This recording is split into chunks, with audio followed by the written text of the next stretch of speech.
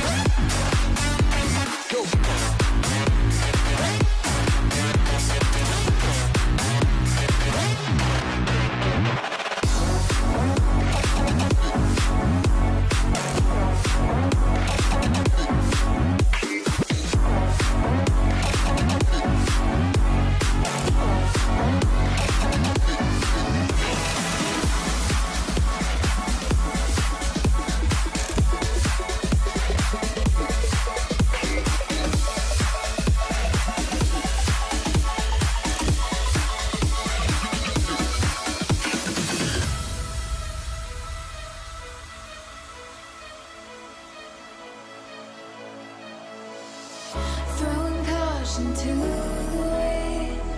I'll take a chance and let you in. Just take my hand and take me home tonight. We defeat all impossibilities. Yeah, you and me. We'll take our hearts and run free into the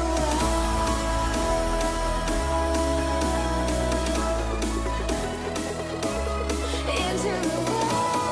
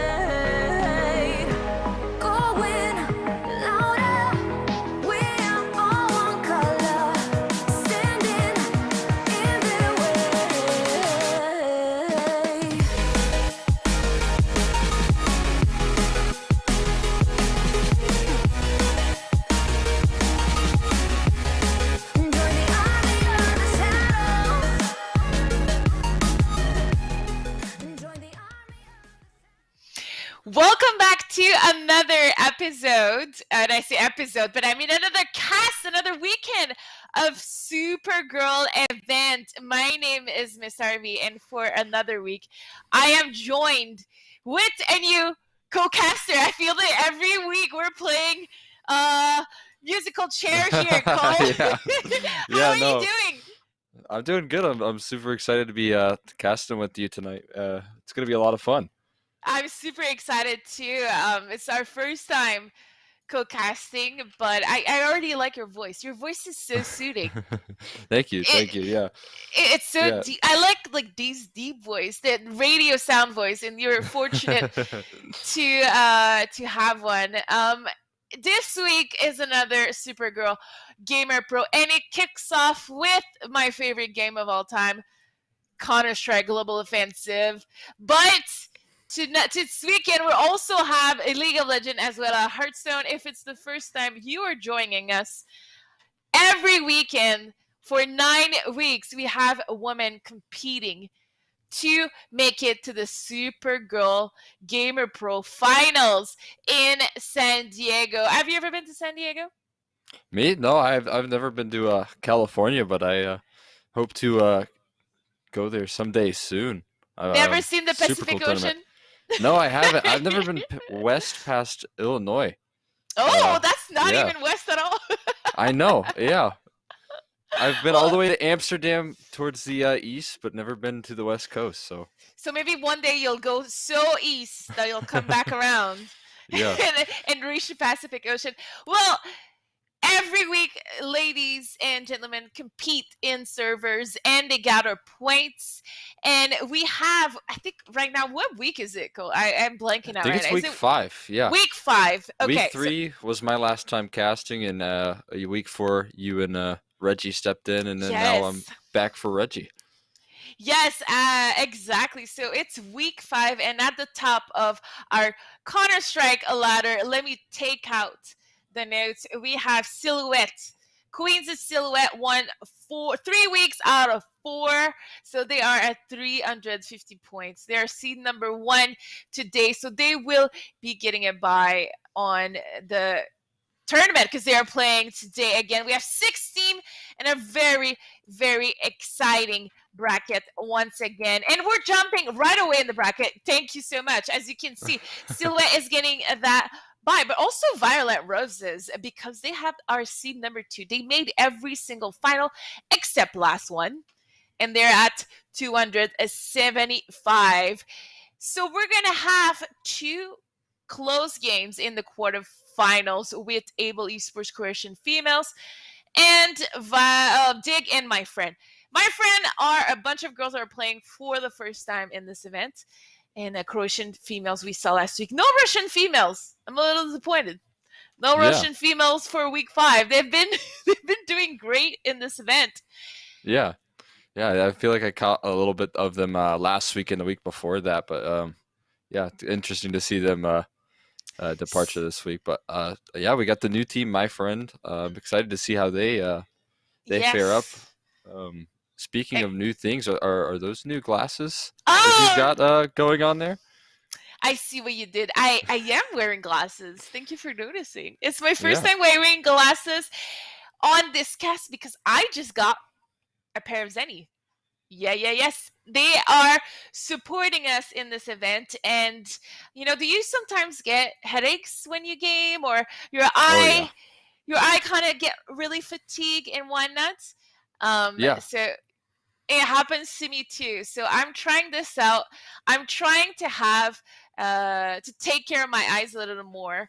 And these Zinnies have this blue light filter that I'm gonna be using because I really want to make an effort to rest my eyes. So I'm pretty excited. So Zenny is one of our partners for Sprinkle, and you can order your glasses on their online store. And they even are so into gaming that they created their own gaming Twitter. So show your Zennies at Zenny_gaming on Twitter, and they might retweet your pictures wearing their glasses. Excited Yeah. to see if at the end of the cast, I feel better than usual. Yeah. Because I Definitely a lot have of strain. a blue eye filter. A blue light filter. Yeah, that's what I meant. Yeah, yeah. Um, I feel like that would be the best for me because I wake up so early for working at the coffee shop. So I mean, getting able to sleep a little bit earlier, getting that blue light out of my eyes, especially because I'm on my phone so late. So I mean, yeah, that definitely help out a whole lot. Yes, and I've been trying to see what I could do, so I'm excited to get to have a Yeah, brand new pair, and they're so affordable. I got two. I got two. I need to get myself one. Yeah. All right. And thank you so much to all of our other partners we also have to make this event happen: Nissan, US Air Force, GameStop, and the Marines. So thanks for everyone to be supporting these events to celebrate women in gaming. And hopefully we'll see you guys at the finals in San Diego if COVID allows us to make it Yeah. there. Yeah, fingers crossed. Fingers crossed. And we are about to jump into our first game. But before we do so, I think we can announce which game we're going to be casting. So the game that we're going to be casting will be Able versus Croatian females. So we're going to go into a really short break and jump right away into that game.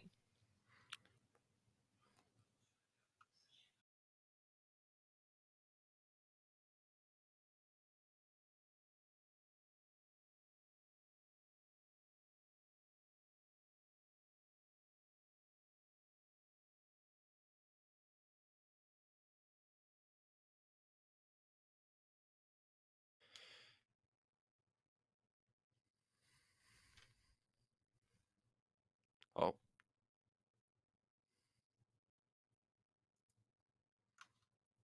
oh, it looks like we're gonna be getting into the Oh, game here a little sooner than we thought. So, um, we're back. I was just making sure yeah, I was up to date on I saw. everything.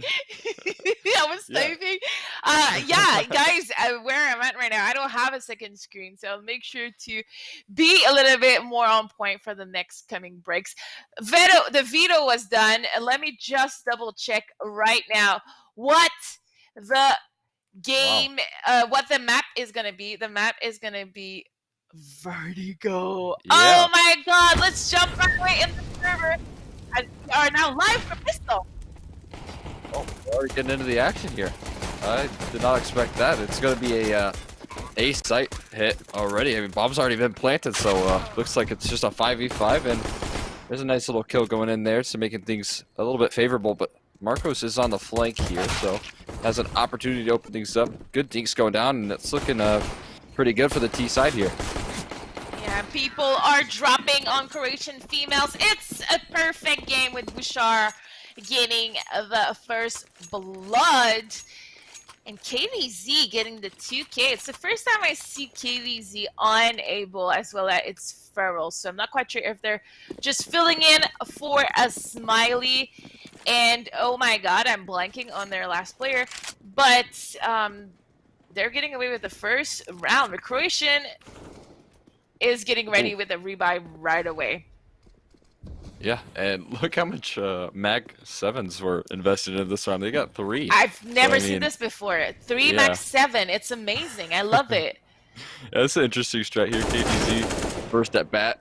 And yeah, the Max 7 just doesn't do enough there from that long of range there. Now Skittles trying to hold on to that side hull here. Farrell, oh, USP out, and the Max 7s just aren't cutting it. Able to pick up that second one there, but I like the buy. I like the attempt, even though it doesn't work out for him. Are you a Mag 7 or XM player? Oh, I love the Mag 7. I'm a Dust 2 fanatic, so Oh. playing on the A site, trying to get those jump Mag 7 shots is just a joy on the CT side. Yeah, I'm still on the old school, and we're going to have to see another full save round here from Croatian females, and it's going to be really hard for them to counter that Able Esports complete rush towards A as it's Feral with the Mag 10 trying to get some kills, but Bouchard in the back holding the flank. Is she going to get a triple? Ooh. And there she is. Triple Galil kill for her.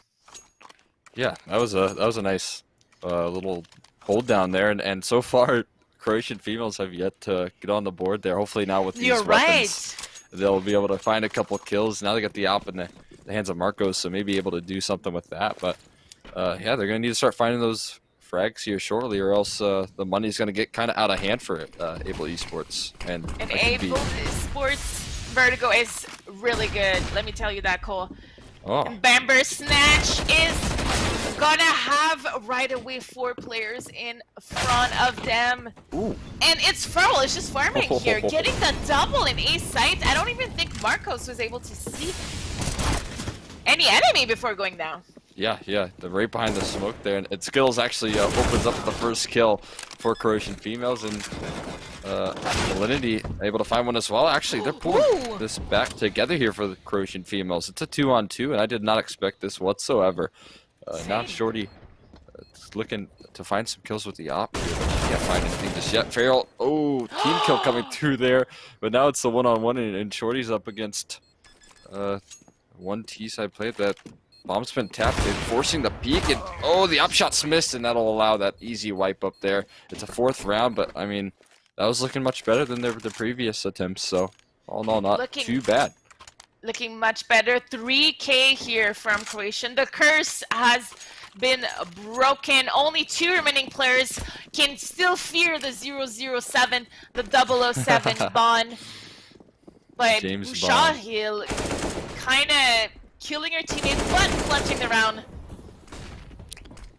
Yeah, that's the style points right there. KDZ gonna open up with another 2 kills there, so Able Esports is looking very strong. You said that their Vertigo was really good, and I definitely am seeing why you're saying that. Skittles is doing a good job of pulling things back, but KDZ is hunting, and on the other side of the map there, bomb has been planted, so I mean, this is looking very good there. Sapphire able to open up things onto Shorty Short, so just gotta getting out of control here, but good on Malinity to pull things back here with the Mag 7. Even picks up an AK, gets out of dodge. Flashbang just doesn't line her up. So yeah, she has an opportunity in this to come back, but I'm wondering if she's going to hold on to this AK.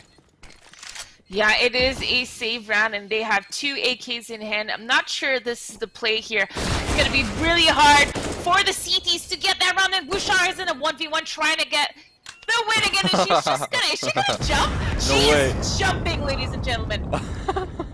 What on earth? I think maybe she was trying to survive to bomb by jumping off the map. I get it. Yes, probably. That's interesting. I've never seen this before. I'm learning so much Vertigo things right now. The triple mag strat, the jump to your safety strat. You know, we're learning right now. Yeah, it was definitely a desperate attempt there, and we are going to see the run boost. We'll see if it works out for Able Esports. They haven't been spotted out. Oh no! Able Esports playing a little bit too loose here. This could be costly if they don't start to play a little bit seriously. It's 0-5 for them, but Katie's just like entering the bomb sites left and right, doing so much damage in entry, and for some reason Shorty really didn't have enough money to buy in this round. So I'm not quite sure if last round they were stuck with the Deagle here, and it's gonna allow Kimmy to fake that plant. Ooh, that's good on Malinity. Oh, there she it is. Wipes up that round there with a nice double kill to close that one out. Yeah, I don't know what was going on with the money there, but Shorty did a very good job of finding at least a kill and staying alive with that Deagle. So that was all in all, that's a really good first round. Granted, I think it was a little bit of a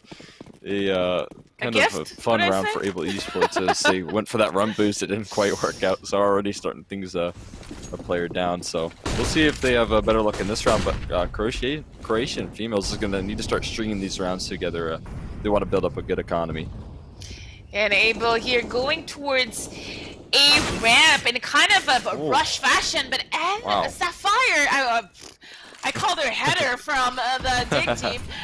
Sapphire getting the kill through the smoke, kind of maybe she got a glimpse of the edge of Bamber Snatch, but this entry is huge as she gets the double. It's now a 5v3. It's going to be a very, very difficult round for Croatian female to retake. Actually, I would even call for the save at this point.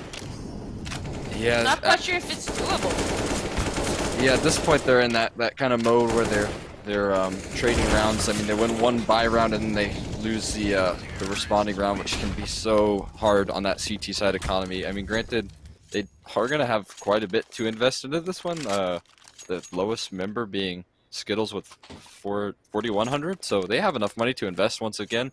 But they really can't afford to be losing these rounds after picking them up. So they're going to need to get that economy stabilized here if they want to try and come back to this, pull that lead away from Able Esports. There's going to be a carnage here. That's a good Sapphire flash with ping, the though, trying to open up on the ramp. Yeah, rushing that ramp, Oh. but she's going to get... They're going to get 2 kills as they rush in, and that camera is showing us the action live from a third-person point of view, and the bomb is going to get planted. It seemed so easy. It seemed like a knife cutting in butter. Go for Able. Oh, yeah. Yeah, that rush was a little bit too easy for Able there, especially with how much was invested into that round from Croatian females. The op just doesn't get anything, and I think it was Mac 10 that actually found her, so I mean, that's a little bit worrisome for Able, or rather Croatian, but Able had some really good flashes on that A execute, so definitely looking like a very strong team in terms of like team play and utility usage. Yeah, they did so good in the DreamHack Showdown on Vertigo. It does seem like they played that map a lot. It seems like it's their joker that most teams in women tournaments do want to play Vertigo, and they seem to be extremely strong on it. And again, they're just running up A, and they're getting the frags needed to secure that bomb site, as KDZ is going to get the bomb down, but Shorty here all by themselves. Yeah. 1v3. Would you go for this here? I think down 1-7, gotta go for it. Oh, but she's already been spotted out here, taking the fight over towards ramp and getting chased down, finally taken down there, and it's 1-8 for Able Esports. I mean, yeah, it's a tough decision. You only got a FAMAS to hold on to in the next round, and it's like, you got max loss bonus, so why not maybe risk it and go for it? I can't remember if she had a kid or not, but yeah. Obviously, she kind of got stuck there and wasn't able to leave, and now, once again, they're kind of forced onto a weird buy here. FAMAS and hands of Skittle and MP9 as well, and it's just A-Rush once again. Look at Able just doing another A-Rush, but this time Marcos is trying to quick cut that lurk onto Bouchard, who was able to stay alive most of the rounds. This time, though, Able not throwing any smokes, and it's almost biting them in the ass. Oh, yeah. To be polite.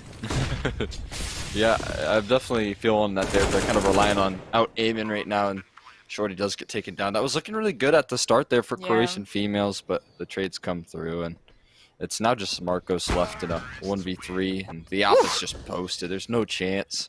That leg. Able Esports is just checking all the boxes here. That leg kick at the end was pretty cute. Yes, Able is actually stomping on their T side Croatian. At this point, I would suggest Croatian to just stack 4 players A and keep someone towards mid or B just for intel, because this is kind of. And as I say this, they rush B. I don't even know. Don't listen to casters, guys. Do not listen to casters. They're always wrong. Oh yeah, it's just a curse. No luck there. They're gonna hit the opposite side of the map here, and it just looks like Croatian females is not prepared for it whatsoever. There's really good utility usage. Molly going forward towards that back event. Shorty Shorts doing her best to try and hold this down. Marcos through the smoke finds 2 kills. So maybe, I think Able Esports might have learned their lesson, not trying to hit that B bomb site. I mean, it's still one of the only rounds that they've lost there. Yeah, the one round was also when they went towards B and they tried to do some fancy boosts, and unfortunately fell to their death. Oh, right, and then yeah. This round again. So the 2 rounds that they lost to Able were when Able kind of tried a B hit. So what do you think we're going to see here? I'm expecting a rush A, no doubt. They're not messing around anymore. Oh, but they're rushing mid. You saw them get a little bit serious. Oh, no, that's A. Never mind. They're going A. Yeah. There's no surprise here. It's happening. They're throwing their same dynamic, the same flashes, and there's 3. Just like that, there's 3 players from Able on the ramp. Control of that ramp seems to be huge on this match. really Croatian are not really able to stop it. And that A player behind that wall will get crushed very soon here. Oh yeah, they're right behind the smoke. It looks like, oh no, Oh! spotted out.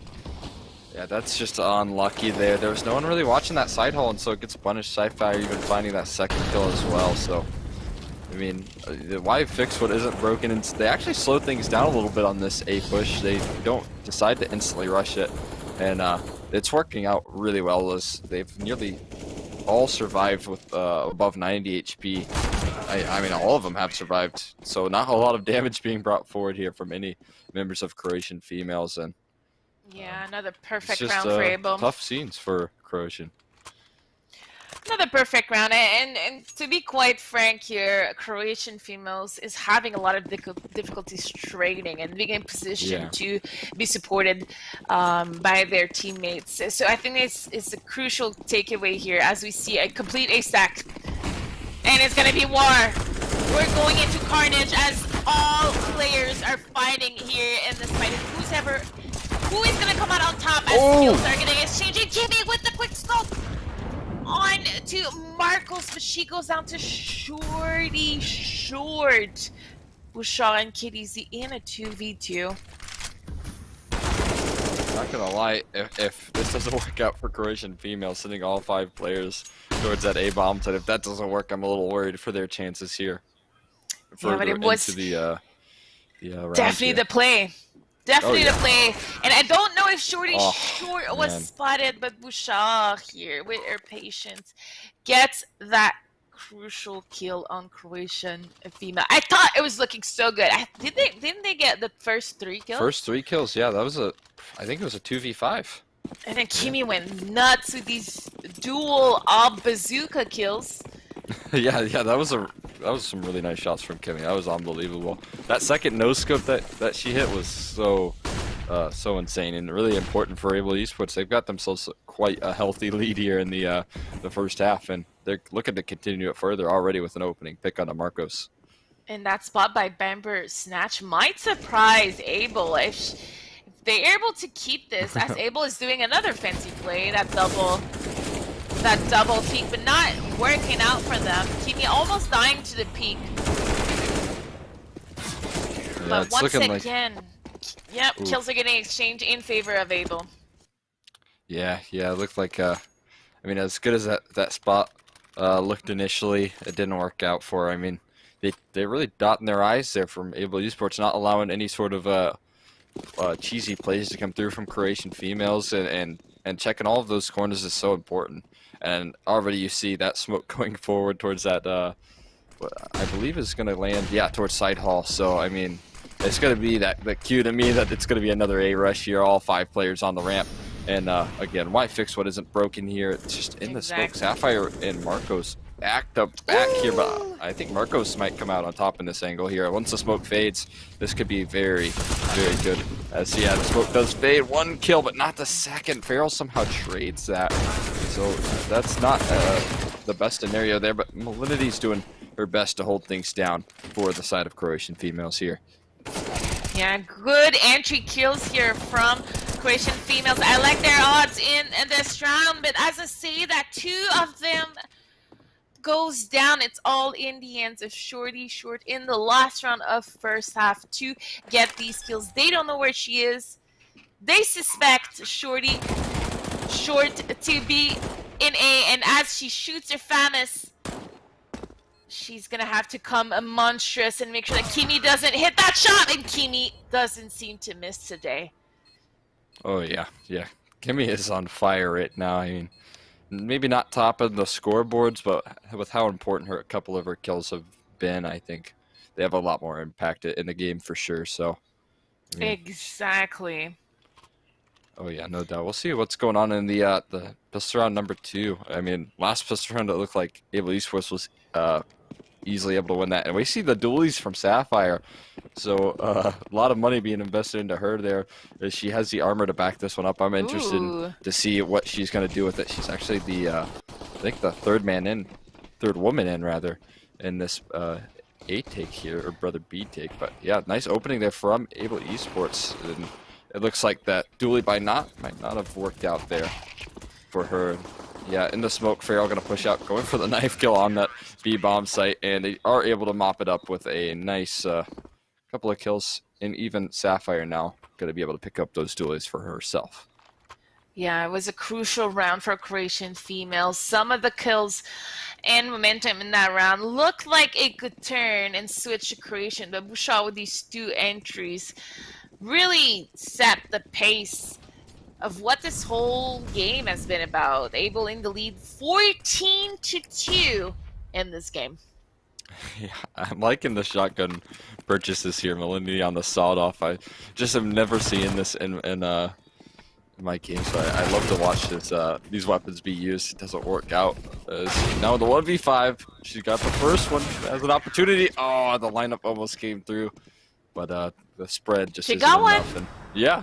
We got one. You know, every super goal, I have a dream of having 1 Zeus, 1 no scope, 1 ace, 1 Kobe, 1 TK. What else? We got the TK. We got the TK. We got the Crater too. We got the no scope. We're missing the ace and the knife kill. And the Zeus. Oh, true. We also saw that that failed run boost. I don't know if that is maybe that a new thing that you have to add to your bucket list. Absolutely, and this is match a point for Abel, and it's 3v3. It is probably one of the closest round that we've seen today so far in this game. Bamber Snatch. Oh no. What on earth? With the Galil, I thought that I'm not quite sure what's happening here. We're trying to do another run boost. This is happening.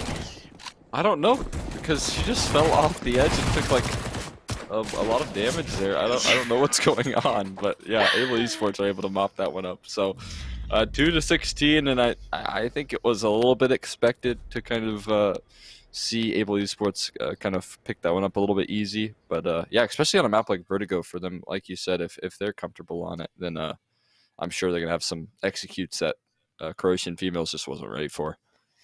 Yeah, it was definitely a rough game, Christian female, but we are so happy to see there every week. I still think that they are increasing and getting better every week. And congratulations to Abel, who just don't play Abel on Vertigo. That's the moral of the story. I think they've learned their lesson. You know, and that's when they don't try much. So I can't even imagine when they have like their full-on starter and their full-on strat. So well, that was a quick one, but we're not over for today. We have 3 more games for sure, 2 semifinals as well as a finals to give to you. Another super cool event dedicated to women in gaming tonight is Counter-Strike. This is Cole and RV, and I'm just need to check it real quick, and I was just checking if there was any problem with the break, but I think we can go to break, and we'll see you right after this. See ya.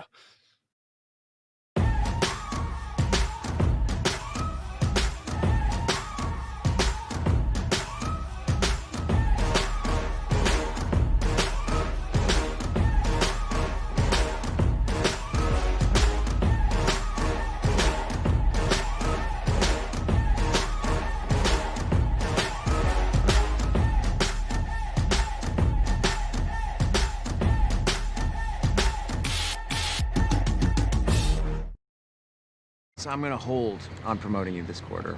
Cool? Drop the taco. Get in the car. Does this Sentra feel like a compromise to you? Wait, what? The handling, it's good, right? No compromise there. Nope. Watch this. Breathe. Rear automatic braking. So if this Nissan Sentra isn't gonna compromise, why should you? You're right.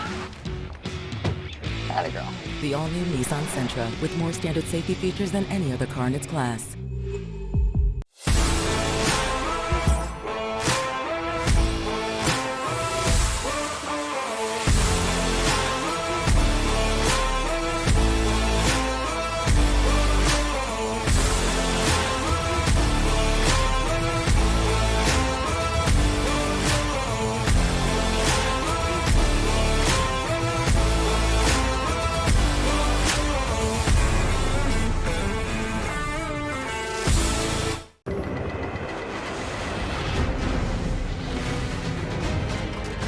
It's not just the ships, the armor, or the aircraft.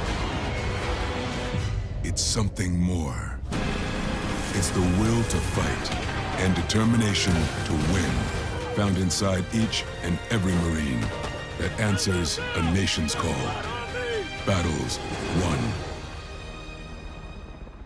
You can trade all the games, accessories, consoles, and tech you don't use anymore to get cash or store credit at GameStop. Check out the Trade Center on the GameStop app, visit GameStop.com/trade, or talk to a guest advisor at your local GameStop store to see how much your trades are worth.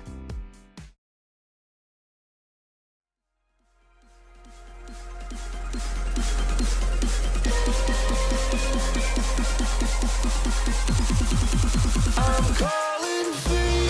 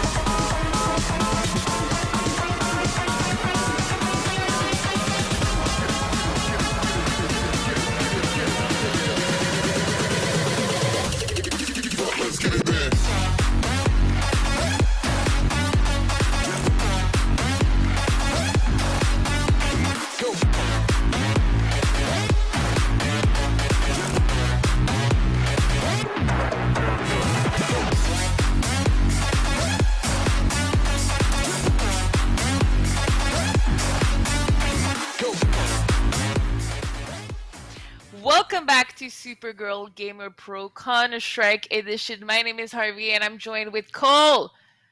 Hello, hello. Cole, how do you pronounce your alias? Ixner? Yes, you got it. Yeah, perfect. A lot of people say Zener, which Zener. I kind of like as well. So, I mean, I don't know. So you don't know. So people It's always pick for been you. extra. Yeah, exactly. So let's jump right away into the brackets and look at what we have right now for tonight. We just saw Abel beat Croatian female on a dominant score. I think it was 16-2, if I'm not mistaken. Yeah. So on the top of this, we're going to have a semifinal of Silhouette and Able Esports. But at the bottom, the other quarterfinal is still going on. Dig and My Friend is a much closer game than I thought it was going to be. It is currently 6-6 as far as we know on Train, and it's going to be a very interesting game to know who's going to face Violet Roses in that semifinal that we will cast a little bit later, because what's coming up for us is Silhouette versus Able. I am so excited for this because this is a matchup that we saw during the showdown. This is also a matchup that we've seen in this tournament quite often. They're kind of rivals, I want to say. Being the top four in America right now, these teams are battling for this third place behind CLG Red and Dignitas at the top of the world in female Counter-Strike and NA. You're excited for that game? Yeah. I'm excited as well. I'm really excited to see Kimmy versus Medici's Ops go at it. That's going to be a super fun thing to watch. And I'm wondering what maps we're going to go. Do you have any idea? I know that Abel now likes Vertigo, but what about for the side of Silhouette? You are totally right. Abel's love Vertigo. I do believe that they're all really liking these custom games. I wouldn't be surprised if they try to hit a nuke or a like try to avoid Inferno, especially. Although I think that's Silhouette's best map is probably Inferno. I do believe that Abel is going to try to avoid it and get that fight going on another map. And we're still waiting for these maps to be picked, as we have quite no idea what the video is going to look for. But I'm excited. I would like to see some nuke. I don't think that I've seen Abel play nuke a lot. So I'd like to see how good they are. I would also love some Dust too. For some reason, some map that I really like watching, especially amongst female and women in competitive Counter-Strike. It's just Dust 2 is so core to me. I love Dust 2. Dust 2 is a lot of fun to watch. You know, you so often see like 20 flashes go through like long, and that's just the entire round is all the utility spent on just long control at the. So a lot of times it can be just so explosive. So yeah, I definitely I enjoy watching some Dust 2 as well. Just a classic map. So a classic map, and I'm still not used to that door being reversed in NB. So I really like it. Although, you know what? Now that I think about it, we might see a Mirage for Abel and Silhouette. I think both teams are kind of decent on it. So they I don't think any of them would mind playing it. So this is my top 2. I think it's going to be Train or Mirage. Train or Mirage? I think I've seen. I know I've seen Silhouette on Train because I remember watching Medici just destroy with the op. So, yes, I'm sure she'll be kind of favoring that map as well. For the side of Silhouette. And we are with the videos, and we're right on. Dust 2 being banned right away, then Inferno, Vertigo, and Nuke. So the last 2 maps remaining are Mirage and Overpass. So there will be no Train. And it's Overpass! I forgot about Overpass! I forgot that they both like it too. Yeah, that'll be a good one to watch. I haven't seen an Overpass game for this tournament, so that's going to be exciting. It's going to be very exciting, especially if Abel is as prepared on Overpass as they are on Vertigo, knowing every smokes in the game from any position in the world, which it does seem like they are pretty comfortable with on Vertigo. I think for Overpass is my favorite map right now. Not gonna lie, I love it. Yes, Overpass is so much fun to cast. I'm not a big fan of playing it, but watching Overpass, I feel like at times it could be like just a perfect decider for like a good best of 3 because of how important like team play comes through in that map. I mean, specifically with like the B side of things, with how much utility and like there's so many different options for like nade stacks to kind of throw things off for the other team. So definitely a really exciting match to see. I'm super excited to see how these teams do. And you know what's exciting today is that Silhouette is playing with their full roster. Ooh. So that is extremely exciting. I think it's the first time in the Supergirl event that at least I was a witness for, that they are not playing with either Android or Celsius. So this is going to be fun because this means the full-on chemistry and teamwork is gonna be displayed today during this game versus Abel. This is the kind of content we are here for, and I'm super excited for this matchup. Now it's taken on a whole new level of excitement for me. I'm really excited for this. That's gonna be fun. Did you mention that that Dignitas also had their full roster? Are they close to it? Yeah, they have 4 players as far as so this is very, very interesting. This is a good week for the Supergirl Gamer Pro, and I do believe that ESEA season is around the corner. It's starting in 2 weeks, so teams are starting to get more and more prepared. They also want to gather these points for the Supergirl Gamer Pro Surf Finals in October, because if you are not aware, every week the ladies compete in this event in 3 different games, and they gather points. So even though we have a bracket today, no matter where you leave this tournament, this one-day tournament, you leave at home with some points, never empty-handed. And everyone that made it to the quarterfinal today in Counter-Strike is going on with at least 50 points. So both Silhouette and Abel today got secure 50 points. So it was kind of easy. They just had to show up. They got a bye first round. Yeah.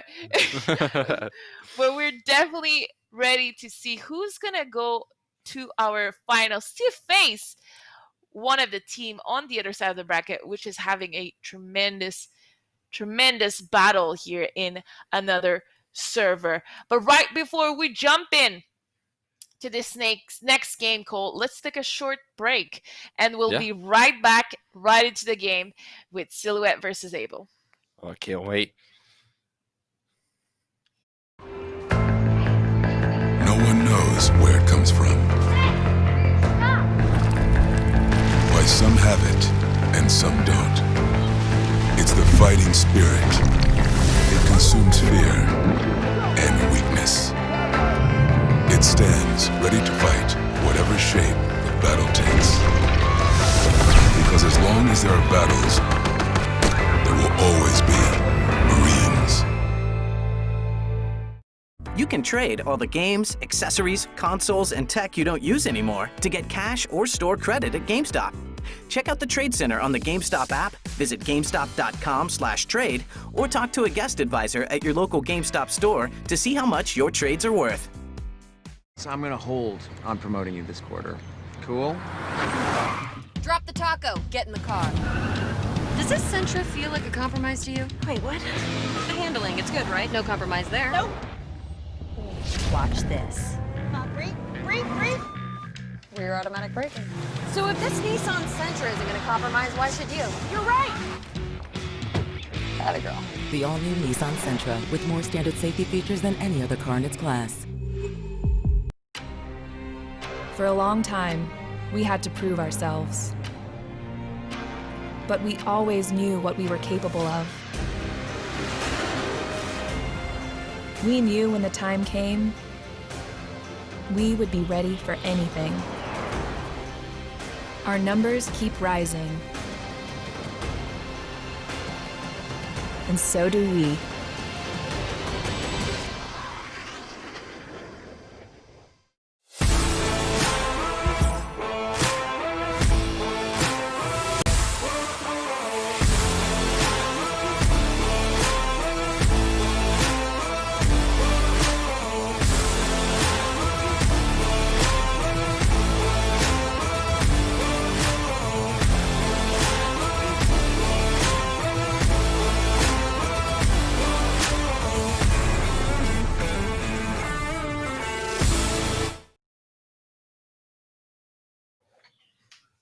Welcome back to tonight's cast of Supergirl Gamer Pro CSGO Edition. You just saw a little bit of that blocks. We were talking to you about that blocks the blue light, and so far I'm feeling great with these glasses, and I wish you could experiment it with me. Oh, yeah, I definitely need them. Like we mentioned earlier, I work at a coffee shop, so like tomorrow morning I've got to wake up at like 5 a.m. So I got to be in bed pretty quickly, and I've heard that blue light kind of hurts your eyes in terms of like going to sleep. So having that it would definitely be like a worthwhile investment for me. So yeah, yes, I'm all for it.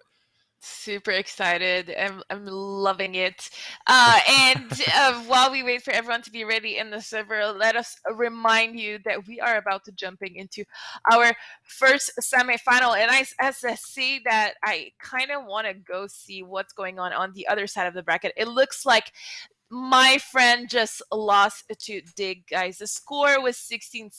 So when I told you it was extremely close, and it was 6-6 from that point on, Dig won out. So unfortunately, we have to say goodbye to my friends, which are actually my friends. Yeah, guys. Yeah. So it's the team name. I know, so I had to say goodbye to Minnie and Sam and Cyrus. I won't be able to cast you tonight, unfortunately, but come back next week. I'll try to give a 20 on the table so we can cast you next time. I'm just kidding. We had the chance to pick you guys, and fortunately, we picked the other game. So, and next week, come back because you're not leaving alone. You still are winning some points, even though you lost your game. You are going on with 15 points, which actually it might be 25, but Yeah, and we are live right away with the knife rounds as we jump into yeah. this overpass semifinals. Enough of me talking about random stuff that no one cares about. That's Well, what the production said. Oh, we can't hear this anymore. Let's just jump into the knife round. Yeah, I'm excited to see who's gonna win this one because I think that sides matter so much on this map. You know, you definitely want to get that CT side to start, and it looks like Silhouette will have their choice. Yeah, it was a pretty dominant knife for a Silhouette. So, you know, we'll take it. Those are the kind of easy wins you need. So let's see what Silhouette is going to do with that pistol round, as well as Able with their fierce teamwork, as we were able to see on Vertigo. Who's your pick for this map? I'm gonna guess the Silhouette has the edge here, even though we saw Able Esports how good they looked on Vertigo. With a full roster on Silhouette, I feel like they're going to be working together like a well-oiled machine. So, I mean, already you have the right read here. As they've got a B-side stack and two beautiful shots from Lunarcats. Even the third, she is just destroying this T-side. As the trades do come through, can be able to find one, but it's just going to be one here as Silhouette totally mop up that round. That was a really good round from Lunarcats there. That was like a deathmatch server for Lunarcats. She just exploded Able. I did not even see a single T in the server. Right after she got the first kill, and we switched to her. You know, they all just disappeared, and we're gonna jump right away into a full save round. Glocks for Able. As it looks like they're gonna try to hit that Sands pretty fast with a full-on Glock rush, utilizing that pop flash. It was a little too short and not really affecting anyone on Silhouette. And this is where Myrna and Lunarcats can farm, and Lunarcats already has 7 kills. She's got the reverse James Bond going right now. The reverse James Bond. I like it. 7-0-0. Lunar Bond or Bond Cats is currently standing strong in the server with most of the damage being done by her. Yeah, that is an insane scoreline for the second round there. That's almost unheard of. What is that, like 250 ADR, if my math is correct? So, I mean, that is an unbelievable start, especially with that nice pistol round. Medici going to take the fight over towards water. That's some good trades, as finally someone is able to shut down Lunarcats in this round here. It will be Bucard, who does fall, though, quickly after finding that kill. So good on the side of Silhouette to totally find those trades and do such a good job of taking that map control on the B side of things. For Able Esports, though, they do have some decent bathroom control. Still, though, have to worry about a couple of players rotating over towards that A side. Yeah, and Silhouette was able to shop here. They add 5 SMGs, but they are winning in this round so far with 2 AKs in their hands. So a little bit of good looking on the purse, and you see the rotation here as Silhouette is gaining more ground and control onto Monster. They know it's going to be it and KDZ gets spotted. Both Able Esports need to hit their shot here as Sapphire gets the first onto Naomi, and Myrna gets dinked. Athena gets dinked through the pallet, but KDZ's game sense, they're just everywhere. Yeah, it looks like they just have the perfect read, but it's just not enough there. Oh, that was so tragic. You saw that one of those, I think it was KDZ, got caught jumping on top of that second flower pot, so a little bit of unfortunate timing comes through, and that was a really good attempt in the 2-on-3 for Able Esports, but they just weren't able to pull it off, so they go down 0-3. They were not able to pull it off. I've been doing that so much. I did that yesterday. There's a player named Try, and I accidentally made a pun. I'm on fire. And I don't even know it. Double up setup here on Silhouette, and Lunarcats is not going to waste any time. She's going to peek into a Fountain and T-spawn pretty fast, and Medici is doing the same thing. A Monster and Kimmy just walking kind of like cluelessly, not really watching or aware that there could be someone there, and she's gonna go down, and that's really, I think, a silly mistake that she's gonna be pretty upset about, because right away Able is 1 woman down, and that's making it a lot harder on this overpass that we know is usually CT sided. Yeah, correct, but that's a good response there from the likes of Bucard. So, I mean, all in all, things up here. Ludercats on the A side of things, trying to hold things down. Op shots missed, though. So this could get a lot difficult. 7 HP, rather 16 HP to work with here. She's not expecting that long push. Barely able to mop that kill up now. 3-on-3 situation here. Natty trying to do her best to hold things down, and she falls a little bit short over towards Truck. As now it's just Naomi and Medici here holding things down towards the CT side. Will she expect KDZ there? It looks like the answer is no, as that's a nice headshot from her. And in this case, Medici and the op, the one to open things up, is now forced to save for the side of Silhouette here. A little bit complacent on Silhouette towards A. I truly believe that as soon as Medici got that kill, A players kind of, I don't want to say fell apart, but they were not in position to trade at all, and taking pretty big risks here on both sides. Bouchard just blankly peeking that sand, and thankfully she hits the shot onto Atina. This could have been a completely different round if she does get it. Yeah. Medici is looking very warmed up on her AWP, which I'm very excited about. Those were a couple of nice shots. She didn't get to save that weapon, but all in all, she's looking like if she gets it again, that it might be troublesome for Able Esports here. It looks like Able Esports is going to be able to kind of easily plant this bomb and win the round, because there's nobody to defend this B-bomb site for the side of Silhouette. So free bomb plant comes through. Not a single kill yet in the server here. This bomb does go down. 5v5 retake coming through. Nice tink on the Kimmy. Taking down to 9 HP. And oh no. They've actually found an opening frag here onto Bouchard. And Natty in a good position. Yeah, no doubt. Doable. These rounds are always scary, as honestly Able doesn't have a lot of ground. No cat control, no monster control. Ooh. And Naomi getting the kill. It's a 2v3. The players on Able are low, but Feral and Kimmy trading those kills left and right. And it could have been dangerous, but turns out it was just a little bit of wind in the storm. There was not much to worry about for Able, as they were able to secure. Oh no, I did again. Able is able to secure that round. It's 3-2 for Silhouette. Yeah, that was a little bit scary there. A little bit of a rocky start for Able Esports, but do close out nonetheless. And once again, we see another save here from Silhouette. Interestingly enough, 5k on Natty. So definitely playing things a little bit on the safer side in terms of economy, not risking this buy. Definitely going to want to get that double op set up rocking again, most likely for Ludercats and Medici. I guess it kind of depends on what they're feeling. Nice little molly forces Ludercats. In fact, does a lot of damage as well. So good start. Nice kill from Bouchard, trying to follow up onto another, but Natty with the FAMAS is able to find herself a couple of kills, and this is a little bit questionable, especially with Ludercats not being cleared. I think they don't expect her position, and this could prove to be a little bit disastrous if it's not cleared.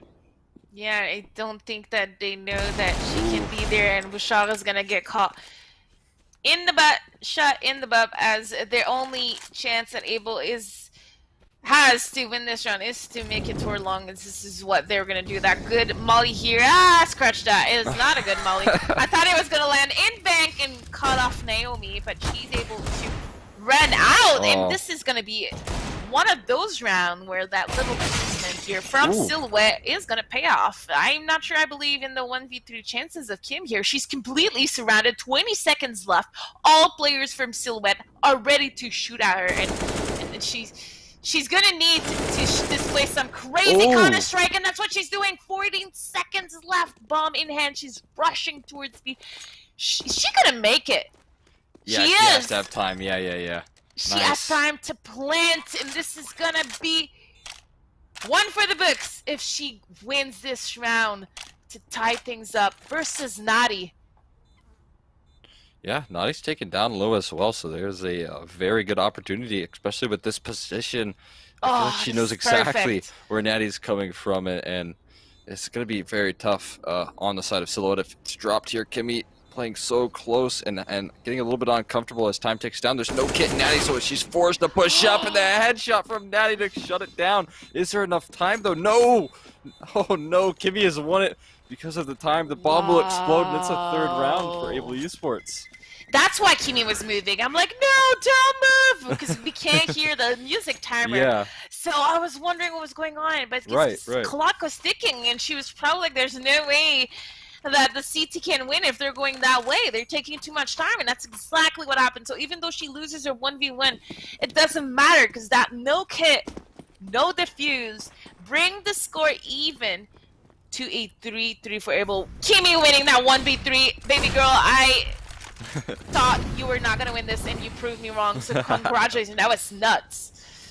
Yeah, that was just incredible. That was just pure, calm, cold killing right there, and that's really good. That's an important round for Able Esports to win, as if they drop that one, I mean, look how much money is in the pockets of Natty able to save that AK. I mean, if they survive that round with 3 alive, it's going to look very similar for a couple more players. A flashbang through Monster, and Natty is not able to find that kill. As on the other side of things, it is Medici doing her best to shut things down, but she just gets opt from KDZ here. So reload comes through from Kimmy. They're ready to hit this B bomb site with this smoke here. Yeah, they weren't sure if they were gonna do it, but they decide to, and Lurkuts is gonna have to do some miracle hold here. As we already have Athena rotated, the fight is happening live as things are unfolding, and Lurkuts with the quick switch onto Farrell, but KDZ training that kill right away. Op duel is about to happen as Myrna is swinging out. Both players are not connecting, and Kimi with her AK is telling the crowd to chill out because she doesn't need an op right now on overpass to bring the heat. Oh yeah, look how much money Natty has compared to the rest of her team. She's got 9K on the CT side. Granted, she was able to save an AK. She has a side hustle somewhere that we don't know about. Yeah, no doubt. I mean, able to drop over a couple deagles to her teammates there, so she is sharing the wealth for the rest of her team, and it's working out for them as they're able to take down Farrell and retrieve an AK off the back of it. This is a very good start here, but we've seen what has happened in these eco rounds where they start out good for Silhouette, but they aren't able to respond. But that is just an unbelievable shot from Lunar Cats. Now 10-5 with the 2.0 KD. She's having herself a hell of a game right now, and even following up that kill towards Boucard. This is getting from bad to worse here. 2v5.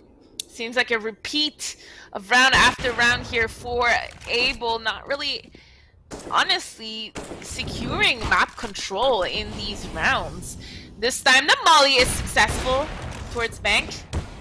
But in a 5v2 are KDZ and Kimi able to show that chemistry to win that round, and that's just to say that. I was about to say yes, but that flank from Lurna Cats, this is the play. She's gonna get herself, I was about to say a quadruple, but Naomi steals one. 3K here for Lurna Cats, 12 kills. Can we get a tab so we can see that major ADR? That's probably an insane amount of stats here. Yeah, I mean, that was a really good round from her after that 3K there. 137 ADR. That is just crazy. 2.4 KD as well to back that one up. I mean, she is just popping off right now. Monstrous AF so far by Lurna Cats. And we have a fast kind of AF save, half buy here from Able. Fully committing, actually. It's a full buy, but they went with CZs and Tech 9s and took control of Connector up, and they're already in the site fighting. That Tech 9 is hitting some heads here.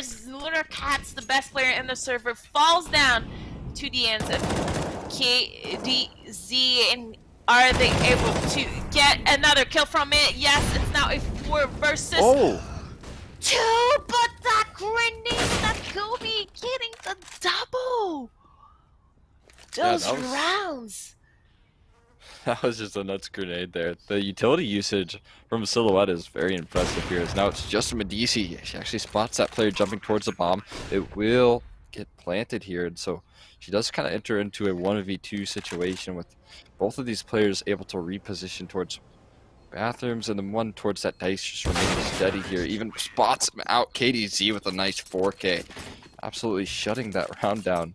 And she's trying to do her best Lunar Cats, Lunar Cats impression here. Yeah, it all started with a Tech 9 rush up connector from KDZ and ended with 4 kills. And the first time that Able is going to be leading in this game, it's 5-4 for Able. As It looks like we're gonna go into a water control here as KDZ is gonna come out on top of Medici, getting flashed potentially by her own teammate Naomi. It doesn't look like the peak was pretty successful, and that B control is trying to capitalize on that kill. But Abel kind of dry peeking Silhouette, not winning any of their duel. Yeah. I mean, after getting that really nice opening on the Medici, that kind of fumbled that opportunity towards the B bomb site. Granted, there is an opening over towards A here after that kill goes down through connector. So 2-on-3, and in terms of map control, Silhouette don't have much. All they have is 2 players on the B bomb site and 1 playing very passively towards A. And I mean, we've kind of seen the same sort of situation where Able Esports is just able to slow things down and allow, I mean, Kimmy specifically to clutch these situations. So definitely have the right player in the server right now to close this 2v3 out. Kimmy with the moves here, the flash, the utility. She's trying to do everything she can to gather the attention from Bouchard to be able to peek that monster. And I thought her life was counted as Naomi had the perfect angle, but Bouchard is able to get that headshot after Naomi kind of wasn't able to finish her quick enough. But do they know Nati isn't pit here? And I don't think they do. And this is the tension is so high as there was only 15 seconds left before the plant. 1 HP left on Bouchard. She gonna win that clutch. She was not aware that the blind person on bridge was shooting. Yeah. That was kind of a cluster of players over towards that catwalk, but yeah, able to close that one out. Luna Cat's, of course, a player to do it. So all in all, good stuff coming through from her once again. Of course, the player to clutch, like you said, and we are gonna see the op go into the ends of Medici towards B again, if I'm not mistaken.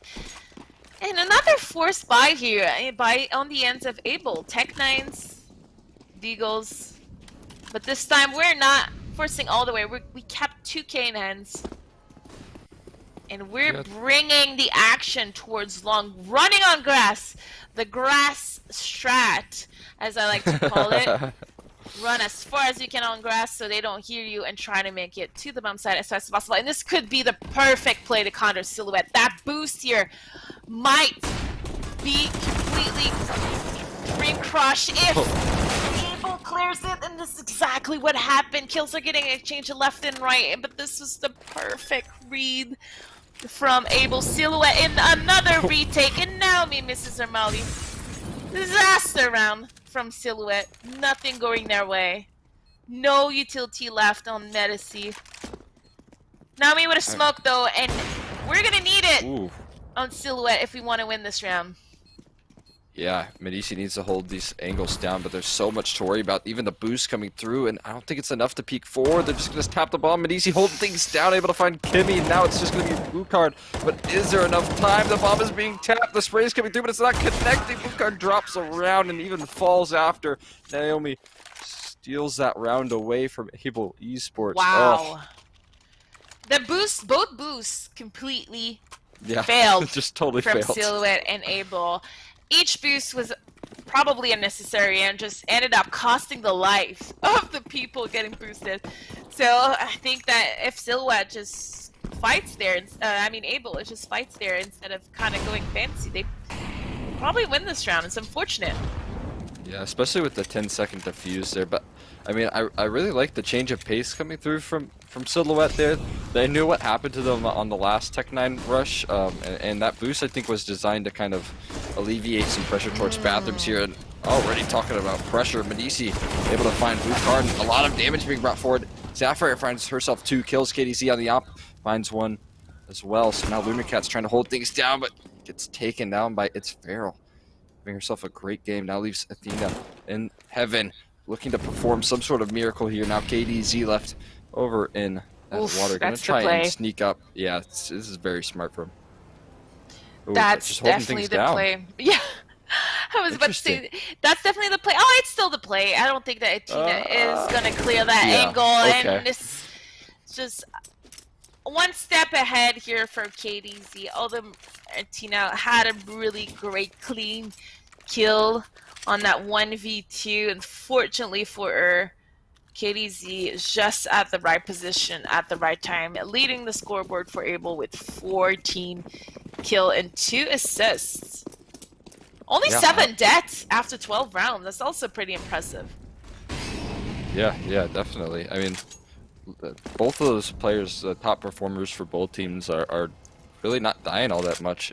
In 12 rounds, Lunar Cat's on 8 and KDZ on 7. So yeah, that's a very impressive stat coming through there. As Bucard is going to need to get a couple more stats if he wants to, or she rather, wants to take control of this connector. It's going to be 4 players posted on her location, and this is going to be very difficult to come out on top. This is so scary. Let's see what she's able to do, and she sees the angle, but Kimi with the quick trades. Oh wow, I'm so surprised it's turning out to be in favor of Abel, with Feral getting the last 2 kills. This could have been so scary, but Kimi instantly jumping to support Bouchard was key here, because if she hesitates even 1 second, it doesn't trade that kill. I do believe the people up in the stairs would have just swarmed her from behind, and the ending of that round would have been a completely different story. Oh yeah, no doubt. I mean, I'm so surprised that went as well as it did for Able Esports. Yes. I mean, really off the back of Kimi, I think right there, was able to win that round. But yeah, there was 4 players stacked up, and it looked like Silhouette just wasn't able to come out on top here. Now Lunacat's going to get tested over towards bathroom. The shots are coming through. That's a nice flashbang from Abel, which will allow Hard to easily mop up that kill towards that long bathrooms area. And they're just going to continue to pressure this A bomb site here. 5 players ready to push forward, and you do see the rotates from Silhouette, a couple of missed smokes, but all in all, some decent utility being brought forward here. And it doesn't matter if Bucard is hitting shots like this. He's even spotted out another player towards Truck. Medici will fall to its Feral, and Natty able to find some decent damage with that USP, but it's just not enough in this round, and it leaves Athene in a 1-on-4. And at some point, the timing was so crucial for Able. I do believe if they just hesitated an extra second or 2, it could have been very dangerous, as Silhouette's players were getting ready to crush that A. But they're just having all the answers right now as we head into last round of this first half. A really close half so far. Able in the lead by 2, and we've seen a back-to-back save round for Silhouette. So now's the time to show us what they can do with all of that utility. Yeah.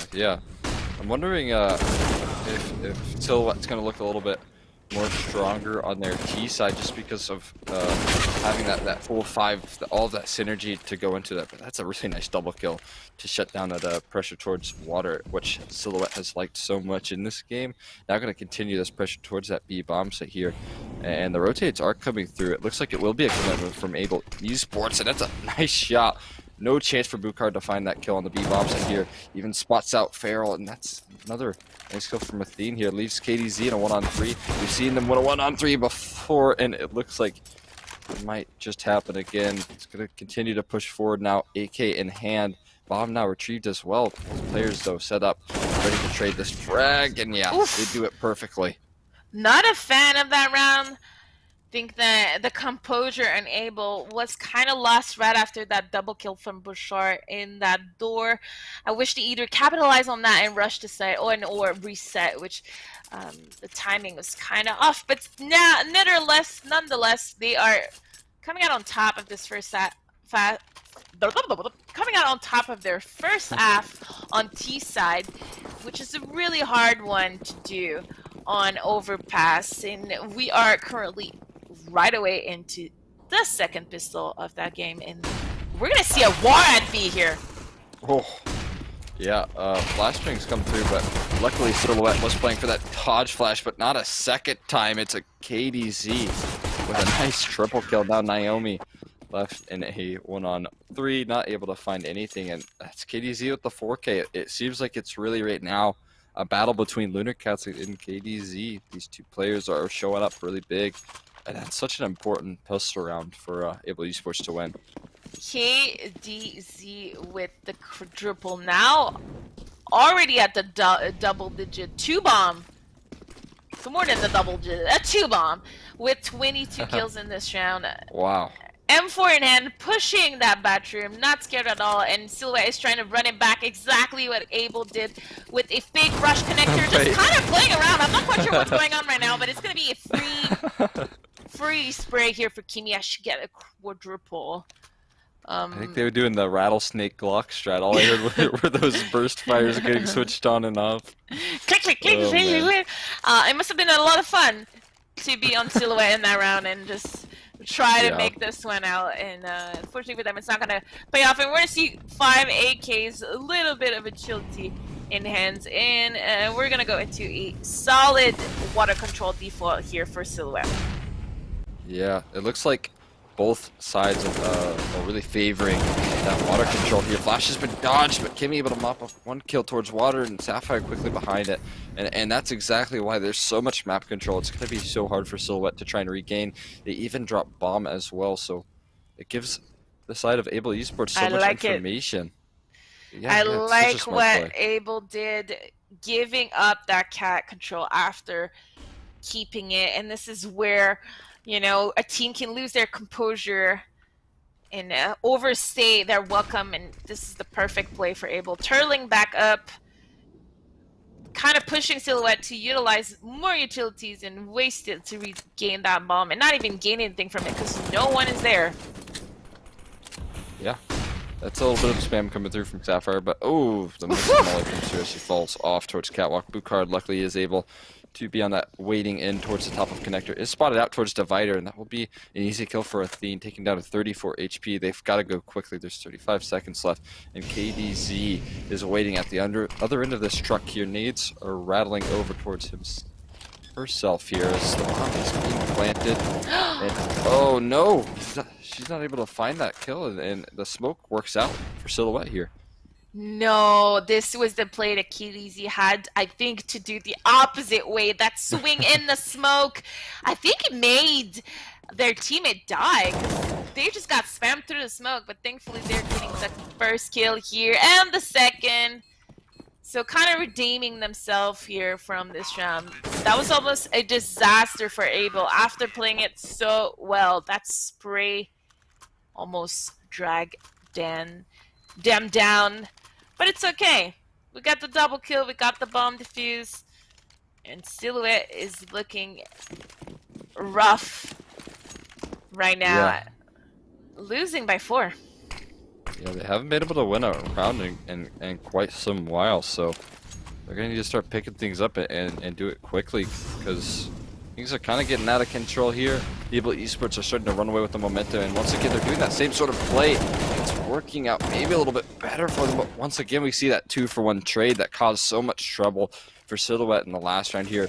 And even still, Sapphire holds steady towards that water control at Pukard on the flank. This is going to get from bad to worse as Kimmy finds that kill on Athene. Leaves just Naomi and Natty in a very difficult situation, especially with Pukard on the flank. Won't even matter because KDZ is on the other end of connector waiting for her. It's now Natty in the 1-on-4. Silver lining is that she's just making her way towards B. Found that first kill, but not able to find Kimmy. It's a 12th round for Able Esports, and they are just they're snowballing here with their lead right now. Absolutely. There was almost no utility bought last round from Silhouette. Everybody had AKs or Galil with like 1 grenade or flash, and I'm not sure I like the water split that Silhouette is doing right now. No one's coming out of door, no one is supporting the people coming out of the tunnel, and some people are not even coming out of the tunnel. They're kind of like staying behind as they get flashed, and this is what we can see right now. Able winning their battle at short is making all the difference in this game. Yeah, no doubt. KDZ once again going to be pressured, and once again finding a nice couple of kills there with the help of Bukard. Nice little 4-piece from those 2 players towards long. Looter Cat's left alone, and the Deagle just can't find the shots enough to find that kill. It's a 13th, and in that fashion, starting to look a little bit doomed for Silhouette. As much as I'd hate to say it, because if I'm recalling correctly, this is time in a good while that they might not be able to make the grand finals of this week. Absolutely. These are our leaders right now, about to potentially get upset, at least in this tournament version, by an Abel that's looking strong, and Naomi is trying to prove us strong, kind of getting the double. I'll give her the double, although there was a little bit of a TK involved, as Silhouette is trying to make their way, not even trying to control B, just trying to control water and kind of the tunnels. But these SMGs are doing a lot of damage. Yeah, Kimmy with the AWP as well, finding those shots, almost connects that one over towards that player water. That would have been just nuts. Sapphire able to come up Naomi. Kimmy doesn't quite spot out Medici, knows where that last player is. Gets you at the nose scope. Oh my god! Are you kidding me, Medici? No scope. For a second, I thought it was going to be a no scope F shot. Fortunately for Abel, Silhouette coming out on top. But to be fair, it was a 3 versus 5 that Abel almost turned around, and Kimmy and Sapphire holding on the fort, but not good enough to close it out. And we have 3 ops in play right now. I mean, oh, okay. So 2 on the CT side. I gotcha. Yes. Okay. Not 3 on the same team. Yeah. I'm sorry I gave you a little bit of a tickle. No. I looked for it. It looks like now there is just 2 ops, so when play as Kimmy is able to take down Medici after such a sick round to get up, just losing that battle is kind of disappointing, a little bit of anticlimactic, but KDZ will find another kill onto Naomi, so doing a really good job of holding down this ace. I really want to compliment both KDZ and Bukard, who have just time and time again been holding down that A bomb site so well, and it leaves Athene and Natty in a tough situation here, 2 on 4, and they're up against a decision to maybe save here, because look at the money, it's just not working out, and they're going to be up against a tough couple of rounds. I don't think that is the plan for Bouchard, as she was trying to kind of hunt them out.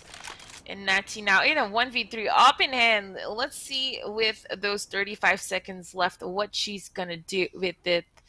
She's going to get contact pretty soon here on KDZ. I'm actually wondering if they heard each other's scope. Yeah. She switch it up though, which is probably the play if you're trying to go for this, as there's only 20 seconds left. But that smoke is gonna give it away, but she's coming back. Oh. KDZ with the quick flank, killing Natty in connector. The dream is slowly fading away for Silhouette to be in every single final of this event, as Abel, I could say, is really doing some wonders here on this game. 14-8. KDZ with a ADR of 142. Just a monster right now. Yeah, 3.4 KD, which, I mean, is a testament to how many times, I mean, the players died. It's just like, that's kind of a crazy stat. I very rarely see that.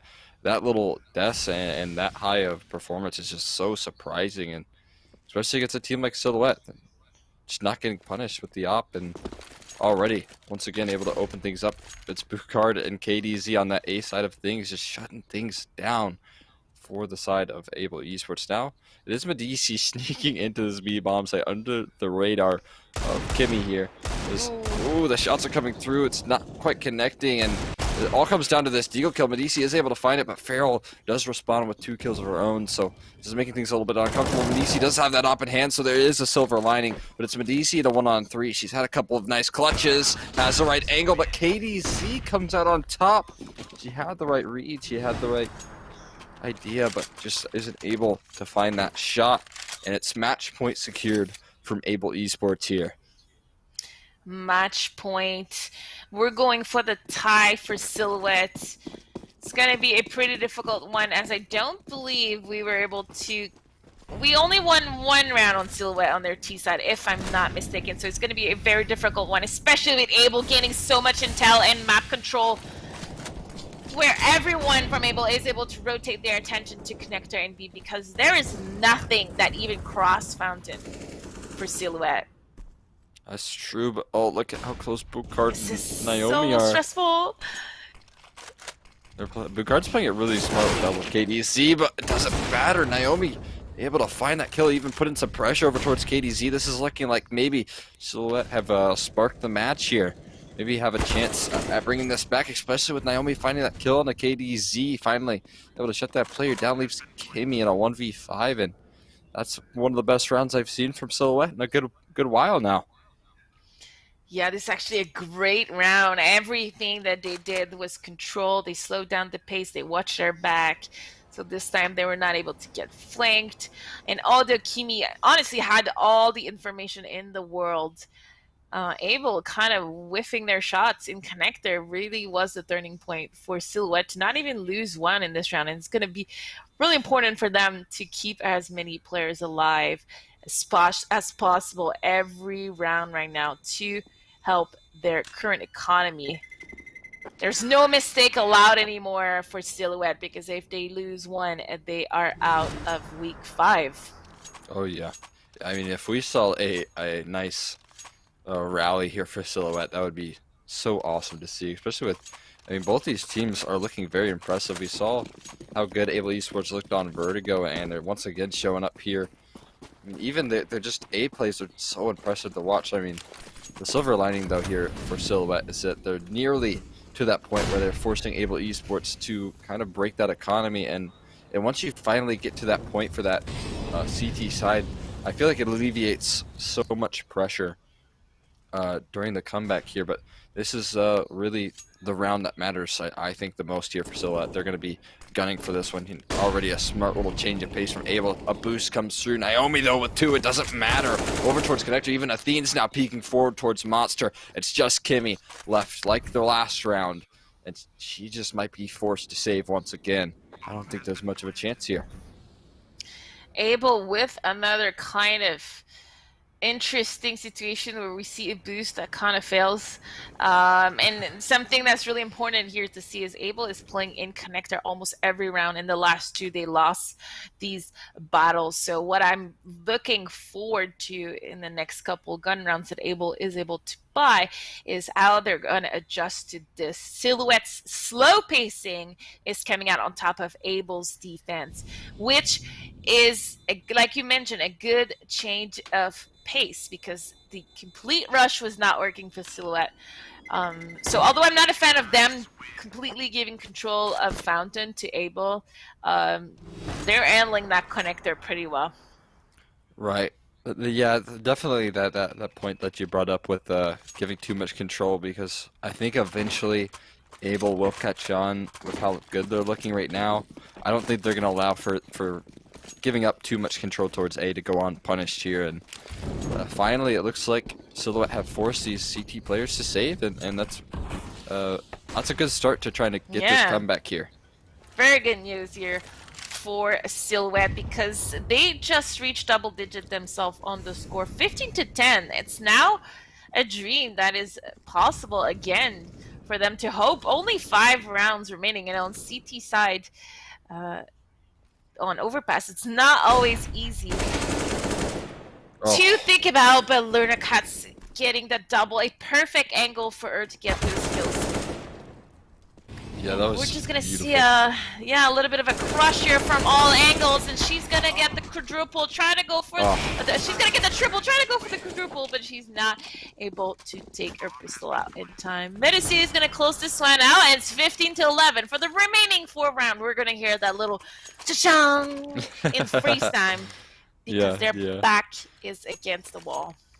Oh yeah, that's a good way to put it here. And interestingly enough, they're gonna go for the buy here. One key factor for Able Esports is they're not able to invest in that AWP that's been so effective for KDZ. Now just forced onto an M4, so we'll see what she has in store. Medici though already opening things up, and I'm starting to believe a lot more here. I mean, these rounds have been looking really strong. KDZ even grenaded down to 62 HP. Gonna be a good little piece of utility usage from a team. They spotted him out. Now needs to find the trade. Naomi does just that. That's a great start here for V3, and especially shutting down that player is so important for the side of Silhouette. Not sure what we're getting. We're trying to take that control of connector for Able every round. It is not working anymore, and Kimi is gonna face Ooh. the end of an execute on her as she gets mollied. Has to swings out to support her team and stay alive, but she's not able to win it. And even Able themselves are probably starting to doubt as Bouchard is in a 1v4, M4 in hands. And I'm curious to know why she's even trying to go for this or trying to get some kills, because this Right. is risky. There's $0 on her teammates, in her teammates' purses. Yeah. Completely empty. Yeah. The wallets are gone. Yeah, and on top of that, you gain nothing from finding those exit kills. I mean, it does pad your stats a little bit, which I mean, Bukar doesn't even need. She's doing a lot of work this game, having herself a great game. But I mean, it doesn't really matter. The money is kind of out of control for the T side anyways, and only one round is required to win. So it's so worth it to save that weapon, bring it into the next round, and give your team another chance to sort of use that effectively, and instead of kind of throwing it away, going for a couple of kills that really don't mean a lot for your team. Kind of a insane comeback here happening for Silhouette. 4 rounds in a row when we were never able to win 2 back-to-back since the beginning of this half. And once again, Able trying to get that control connector, but Naomi has been stellar at controlling it. But this time, Bouchard gets the only kill on Able Esports. Hey Cole, it's 13-15. It's 2 rounds to go. It's looking like it's so possible. They just gotta get 2 more before we get ourselves what's gonna be a fantastic overtime game. We'll see if this double off setup is effective here for Able Esports, but I mean, from what I've seen so far, there's just have been no answers. Able Esports have not been able to find their footing in quite some time, and yeah, I mean, it's just this water abuse that's been coming through. Silhouette, this time Kimmy's gonna be the first at bat and already forced off the angle, forced to fall off and give up that control, which has been a nail in the side of Able Esports time and time again. They're even gonna go for the boost as well. Lunarcats and DC ready to do a little sort of team play here, trying to spot out any sort of cheesy kills they can find on the B bomb site here. Yeah, and that boost is not gonna connect on anyone in KDZ. All by himself to his bathroom, getting the first kill on Atina. That might be the crucial play that Able needed, because it's going to allow Bouchard to completely clear everything. And that hesitation here from Silhouette, a little bit differently than all the other rounds, might be that doubt that Able needed to win. Now a 5 versus 3. Naomi losing her battle against Bouchard and Connector. Silhouette has to make a play here. Oh. As kills again exchange and Lunarcats in a 1 versus 2. Wow, it was really confusing to follow the kill feed here. Oh yeah. Yeah, it all happened so fast. 20 seconds left, goal. Bomb is still down. Lunarcats not in a good position here, trying to gather some intel.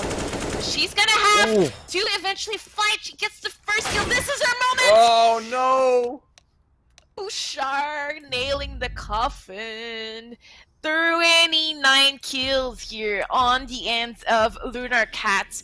You know, I know that KDZ dropped a triple bomb with 35, but I have to say my MVP of this game was definitely Lunarcats. She impressed me, you know, from the first round until the last. I believed in that clutch. I wanted to see that 14-15 to see if Silhouette was going to be able to bring it to overtime, but unfortunately for them, this is where their success story ends for today, and as well as the Supergirl Gamer Pro, a monstrous run that they've had so far, where they reach every single final yet but today.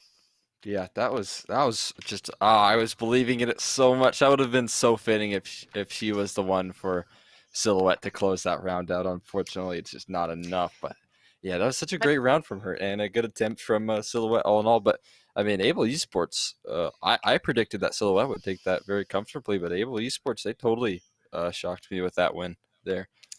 Able back-to-back monstrous performance.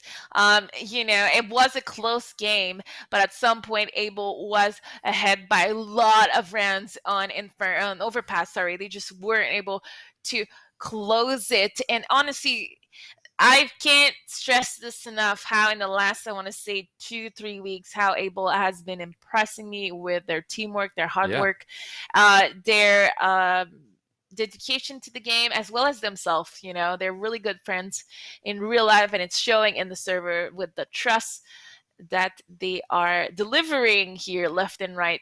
Oh yeah. And today was another display of great Counter-Strike by them.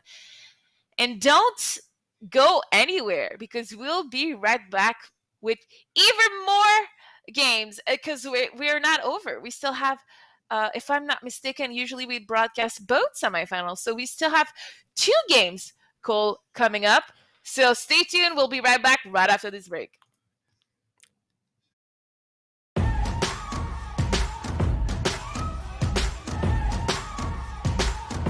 Rear automatic braking. So if this Nissan Sentra isn't going to compromise, why should you? You're right. Atta girl. The all-new Nissan Sentra with more standards. It's something more. It's the will to fight and determination to win, found inside each and every Marine that answers a nation's call.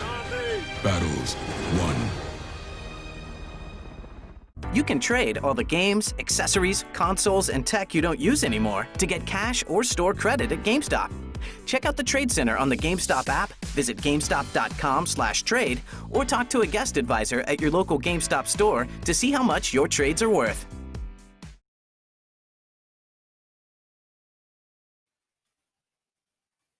And we are back for the second semifinal of the night. This is the Supergirl Gamer Pro event.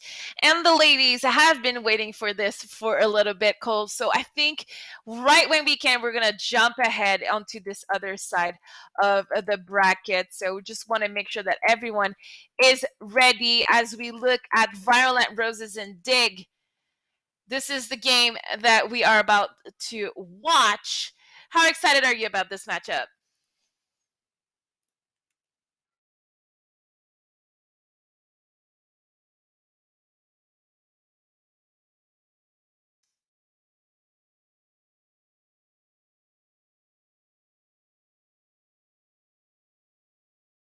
Yeah. I'm super excited to catch this game. This is going to be my first Dignitas game tonight, so I'm super excited to catch them, especially up against a team like Violet Roses. So should be a very good game, and I believe it's going to be played on Nuke, which is one of my favorite matches to cast. No way. Yeah, a lot Nuke. like Overpass. Yeah. Nuke is so fun too because they love it and they are amazing at it. But I've been enjoying watching Violet Roses grow every week, and they're actually also growing on me. The players are amazing in chat. They're always talking a lot. And once again, Giraffe, Nocturne, Endra, NTS, and Kai are here to show us that they can game.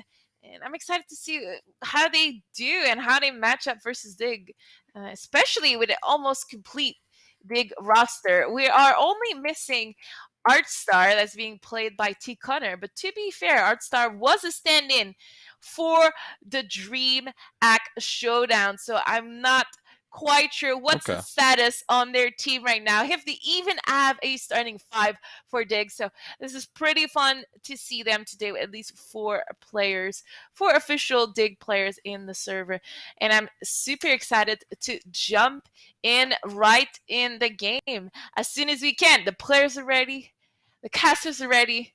Are you ready, Cole? I cannot wait. I'm so excited. Yeah. I'm ready too. After that game that we just witnessed. Yeah. You know, I'm looking forward to have another great display of Counter-Strike. Oh, I had a little bird just steal me in my production here, that we have a couple players that are actually not quite ready. So they're just making sure that everything is fine on their side on the server. So while we get that extra 60 seconds to talk about maps, let's talk about Nuke. You say it's your favorite map to cast. Are you not confused with the levels of the mini map? Yes, it is very confusing, but I've kind of made as much as I can, ESEA Advance kind of I've stuck to that a lot in terms of casting, and I feel like for some reason North American ESEA Advance just loves Nuke, and so Yes.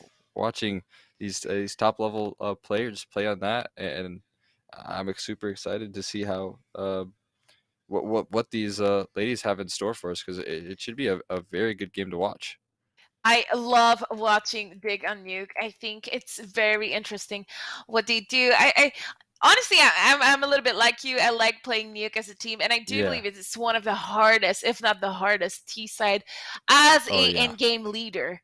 Just because you cannot get any rhythm, like you say, overpass is city sided. We say train is city sided, but Yeah. it's Nuke.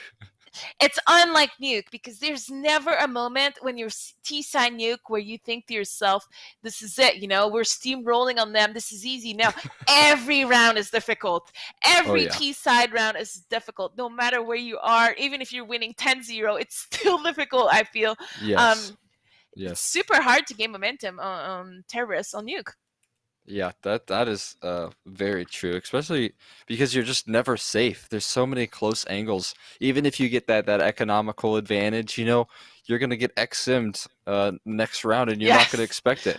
There's so much trouble trying to take that map control, and it definitely, I can totally see where you come from with the IGL perspective, because you have to use so much utility. You have to use it all in this perfect rhythm for your executes. So I totally get where you're coming from there. I like how you described it. You described it even better than I did with less word. You're never safe. You're never safe Oh yeah. because you never know when you're gonna get, like you said, XM in a corner and lower trying to get the stairs. You're never safe. Yeah. 2K, $2,000 can turn a match around. You're Oh never yeah. safe. So I'm excited to see the girls play this, and we are gonna jump in right away in the server because everyone is ready. The knives are out. I think we're gonna jump into a little bit of a knife round Yeah. as we go into our second semifinal of this Supergirl Gamer, Supergirl Pro Gamer. I'm blanking right now. Of week number 5, Violet Roses versus Dig. I think we're starting off with Pills around here. I think Violet Rose might have got CT side to start things off. Yeah, pistol right away. Yeah, already you're seeing it outside of the really throwing any smokes towards outside. So one does go through many, but NTS able to knock out Thea. So a very good start for Violet Roses. Granted, they do still have to worry about that plant coming through. It's just going to be Kai left in that corner there. Emulate taken down over towards lobby by Andrea. T. Connor so able to respond quickly onto Nocturne. So it's going to leave Kai in kind of a tricky situation. She's got a... Oh no. She's got a nade in hand, and it's just going to drop to the ground here as it leaves Milk and T. Connors in a 2-on-3. And I don't know if they realize how good Andrea's location is. Yeah, she's trying to circle around, and she hears some running, and she probably is now realizing, oops, Yeah. they're up her. What are they gonna do about it? And Giraffe on the big flank towards lobby, but Milk right there at the right time, getting the kill on to Giraffe. Andrea in a 1v1. Good trade by her here. Yeah, she doesn't have a kit though. No kit, and like the CT has a Glock, and the T has a USB here. Rolls a reverse, and looks like this is not Valorant. She can't defuse halfway through. She's gonna have to go for the kill, but Milk playing this perfectly. A perfect round from Milk, winning it for Dig. That's a monstrous round from Dig. Yeah, that was a big, a really good pullback there from Milky Milk in the 2-on-3, able to find herself 2 kills and play that time so perfectly, even finds a kill in the end. So really doing a great job for the side of Dig to close that round out here as we enter into what we mentioned is still not a safe round whatsoever for them. They've still got to be diligent and check all of their corners. I mean, you do not want to give up a free AK over towards that CT side and allow them to use it against you here, as it looks like we already see one player, I believe it's, yeah, Emily over towards the B bomb site, full control. So she will be solo in her endeavors, but I think that's she's so much map calling. control. Yeah. She's calling to all of her teammates to regroup over there because she got all the information that she needed. I think she went from outside, right? If I'm not mistaken, or Yeah, did she secret. go down there? Okay, she I went think she from went secret, secret with a MP5. She's the queen of utilizing these guns that we don't see a lot in the games. And with the MP5, she's able to gather a 2K, but she also gathered so much more. All that information to allow our team to safety to plant that bomb lower, and we're gonna see our first buy round here from Violent Roses. Yeah, and looks like Emilia's gonna hold on to that. What is that weapon? Is it an MP10? I think it's MP5.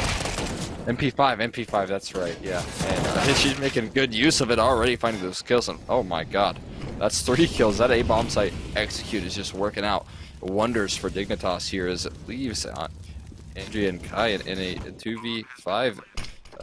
And they're totally smoked out of the round. Even as I say that, another smoke lands at the feet of Andrea, so it's going to get a little bit more difficult here. And I think the call for them both is to save, get away with what little they have left in this round, and go into the number 4 with high hopes.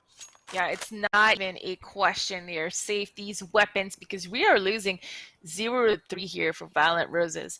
But I do have to admit, every time that I've seen them play, they've impressed me with their timing on these saves. Is Andrea going to be able to get away with that save? She's kind of in a pickle here, getting crushed, but it is Kai's life that's going to go down first. She's going to be able to keep her M4 and bring it to round number 4. I'm hoping I see an auto shotty in this round. That's all I want to see. A auto shotty coming out potentially soon, and not yet though, as we see a couple of pistolers are getting dropped onto Violent Roses. It's looking good so far for Dig, slowly banking up that money. So far we didn't have to think too hard on Dig's side. It kind of has been giving to them, and I think they're just trying to figure out where are the weapons here into this round. Yeah, definitely gonna want to figure that out here quickly. Good on Andrea there to get away with her weapon, as that is the only thing they're going to be carrying into the next round. But all in all, yeah, it's going to be a tough one here as it leaves this Violent Roses side and kind of a difficult situation here, and already opening things up for Dignitas. 2 quick kills, Emulate following up with a 3rd for the side of Dignitas. It's just going to be Andrea with that sole M4 dink down as well, so it's gonna be very difficult. And the one thing that you mentioned before the game is that Nuke could be such a hard map to get rolling on that T side, and they did it really well with that pistol round win. Yes, I do like to see what I'm seeing from Emulate. She is leading the way not only with her IGL, which actually I don't know if Rain is calling or Emily is calling, but she definitely is leading the way as well in the server, getting those entry frags and also those crucial kills. I like to see a fearless Emma, and this is what we can see right now in the server, swinging out, trusting your teammates to trade and be able to win the round. And yeah, this is really enjoyable for me. Yeah, I mean, if she is IGLing and entering as effectively as she has been doing so far for the side of Dignitas, that is just beyond impressive. And she's only got 1 death here. I mean, really, all of Dignitas haven't really fallen all that much. They're really starting to be able to stack up this money, as you can see. 9,700 in Emulate, and then Milky Milk on 8K along with some others like T Connors. So they're starting to build up that economy on the T side, and on a map like Nuke, it's so important here. As we'll see if Nocturne can say anything about this outside push. It's actually going to be maybe NTS towards that decon ramp here. Oh, the first one I bet it's going to be Milky Milk taken down with no trades. So a very good start here for Violent Roses, and really the first good start that we've seen from them since that pistol round. Yeah, I like how NTS is playing this so careful, playing all the right angles. She's gonna get contact pretty soon. She's able to get 2 kills before falling down. Ooh. It's a huge play, and Nocture missing that no scope towards ramp wall. Tia surviving with 1 HP in this round, potentially with that kill that she can connect on Nocturne. How was she able to get it with 1 HP? That is so puzzling. Oh, Giraffe could have traded, but unfortunately her timing is a little bit off. But she'll have no trouble getting that kill. 1v1, both players are full HP. Who's gonna come out on top? It looks like T-Connors is going to reposition over towards that A-bomb site, but with the usage of the vents, I mean, Giraffe can pretty much beat him to it here as T-Connors already up those ladders. Oh, they meet each other at that here as T-Connors starting to feel that time pressure, jumps 8 down, seconds. takes a little couple points of damage, but not too much to worry about. Now Flashbang going out allows T-Connor, he peeks with it, but Giraffe's too strong, able to find that kill and secure Violet Roses a first round. Wow, first round onto Violet Rose's side, and that 8-second put too much pressure on T. Connor. He had to fall, lose a bit of HP in that fall, and potentially was the HP he needed to survive a blind Giraffe spraying at him.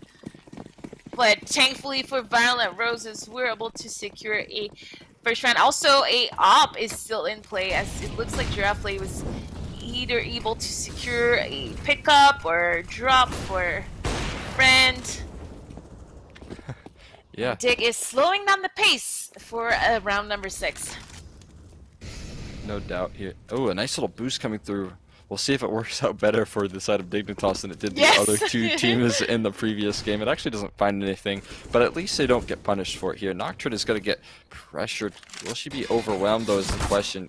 She kind of needs to find a kill here, or else that's going to be very difficult. Instead, it's NTS to help her out a little bit towards that outside, alleviate some of that pressure, specifically on Milky Milk. Now, Thea trying to find that trade. They know exactly where Nocturne remains here. The flashbangs come through. Thea actually does some good damage, but it's Andrea to come out on top. And this leaves things into a 2-on-4 with a nice kill from Rain. Emily as well, both following up for one of their own. So now it leaves things into a 3-on-2. They've actually done a pretty good job of pulling this round back in favor of this T side here, but they've still got a lot to go here.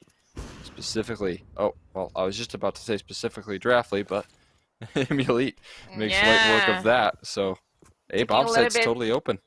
A little bit too much risks here on the Violent Roses as they were ahead. I think it might have been a 5v2 here before Rain and Emily got these trades. And it's going to now be a retake 2-on-2. So this is not the kind of thing we like to see, especially when one of our players is completely shut down in vent. And if I'm Andrea, I would run away 2 stairs because this is going to be a hard battle to win. But NTS is here to get that trade. That was the perfect exchange, which I did not see coming. Wow, what a team play and teamwork from Andrea. That was stellar. That was actually so clever. Oh, yeah. I love the patience coming through from Andrea, not to overextend, and there's no way that she finds that kill, especially with 46 HP. There's no way she climbs up vents and is able to find that kill fast enough before she gets taken down. And so really relying on your teammates there is the right call, and she plays it so perfectly. That was so good. Oh, yeah, definitely. Now it's 2 rounds in a row here for Violent Roses as M is able to get the first kill onto Nocturne, but right away Andrea evens the number out. What? As we are in the eyes of Rain when she sprays her back in the smoke and gets the other kill on Giraffe, who was trying to even the numbers out for herself. What a round here, left and right. Such individual sneaky display. And Kai is gonna be in a clutch station. 1 versus 2 versus M and Rain. Where are the girls going to go with that bomb? Oh, it's like Mulite just turns her attention just in time, but it doesn't matter. Kai is so ready. Quick on the trigger. They're able to find that kill. And now it just leaves her up against Rain, and I don't think either of these players really know where each other lie is. It's going to be Rain making her way down vents. It's the right call here, but Kai's definitely heard it and is going to make her way quickly behind her door, get swung wide open, and now Kai's heard as well. So both of these players do figure out the location. Bomb does go down, so there is some sort of win for Dignitas here, as 4 players are already dead, and the money pressure is kind of stacked. Even if Dignitas loses, Kai got a peek forward, and Rain nails the headshot. That's a really nice shot from her, able to find that kill and secure Dignitas a 5th round. It's gonna be Violent Roses with the timeout called here. What a play from Rain. That was perfect. That smoke, that little jump on the railing, winning the round out for Dig. What a crazy round that was. It wasn't crazy as in chaos. It was crazy as to everyone is kind of trying to make a play and everyone is succeeding at it. So kills were getting exchanged. But that timeout from Violent Roses is probably needed as we have our first bond of the day. Or maybe not our first bond, but we do have a bond onto Nocturne. But when you're losing 2 to 5 in this game, you know, it's no big deal. I've never really found Bond to be anything but, you know, a little bit of a tease. It shouldn't matter. We've seen so many great players in the world come back from a 007, but it's always fun to just call out the movie. I like the Bond movies. Me too. I'm a sucker for a good spy movie. Yes, not enough movies coming out during this COVID time. Yeah, I've been waiting. I don't know. I've been waiting for so long for the new Kingsman movie to come out. I have no idea when it is, but I absolutely love that series. But with that being said here, it's just going to be a lobby rush, and it looks like Milky Milk's positioned perfectly to find the spray down. Emulate, in fact, going to take that kill away, and it's going to be Draftly a little bit not too enthusiastic at peeking towards that lobby. Decides against it smartly so, is waiting for her team to collapse. And might be able to catch Emulate, but no. Emulate is so ready. It's a 6th round for Dignitas, and they do it quite easily so. Yeah, that push lobby is a little bit broken. If I'm trying to stay a little bit polite, I wish it was a little more coordinated, or right. You know, it kind of went in one by one, and Dig was ready for it, and they really weren't challenged with it. But we're gonna see a full-on rush inner with 3 players going out of door for Dig, and this is gonna challenge Violent Roses in inner for the first time with a quick rush, and only Draftly is gonna go down, so it's looking great. But that Andrea greedy peak this time really hurt Violent Roses and their chance of retake as the bomb is getting dropped in vents. Did I just hear them tap and then cancel and go to vents? Yeah, they changed their course pretty quickly here, and it's actually Milky Milk in a phenomenal position, able to find 1 kill, going for more, able to find Draftly with a little bit of a favor. Spray down, knife out now, finally taken down by Kai. It's once again Ray versus Kai here. Kai has have a lot of weight on her shoulders with this round here. But yeah, interesting change of pace here for Dignitas. It's going to be Rain over towards Decon. Maybe has the right lineup ready to open up those doors. Now Kai knows exactly where she is, but Rain puts a couple good bullets into her, but that's not going to be a molly. I think that secures it here. It's going to force her out, and yeah, really well played from Kai there. Cool, calm, and collected CS, and plenty of time to defuse as well. At some point, I thought that Rain was going to win that back-to-back gun round clutch here in lower. Seems like nothing can stand in our way of getting these crucial round. Our brain is too big for our opponents, but this time Kai at a molly, and her timing was impeccable, diffusing in that round to get a 3rd point for Violent Roses. And the money is getting a little bit tighter for Dig. Yeah, that's a really crucial round for them to pick up there. Like you said, the money is going to start to weigh on side of Dignitas a little bit here, and already entry, was that maybe a gap in the smoke there? Yeah, I don't see it in the kill feed. If it was a gap or whatnot, but great round from Andrea, not even losing a single HP from that milk peak, which I thought was going to catch her by surprise, but it looks like she did the right play and she regrouped. Oh, yeah. This is what we were able to see on the last game as well. with Abel always trying to secure their numbers, but this time Violent Rose is coming out on top of those first 2 kills in this game, but good molly from Tia is going to win a little bit of time for Dig to be able to do the combo smoke at ramp to get that bomb down. Milk on the lurk. This is it. This might be the play. Is she going to get another one? I thought she was going to whiff after the first missed shots. But is she doing enough to catch the attention of Violent Roses? They're kind of letting her be right now.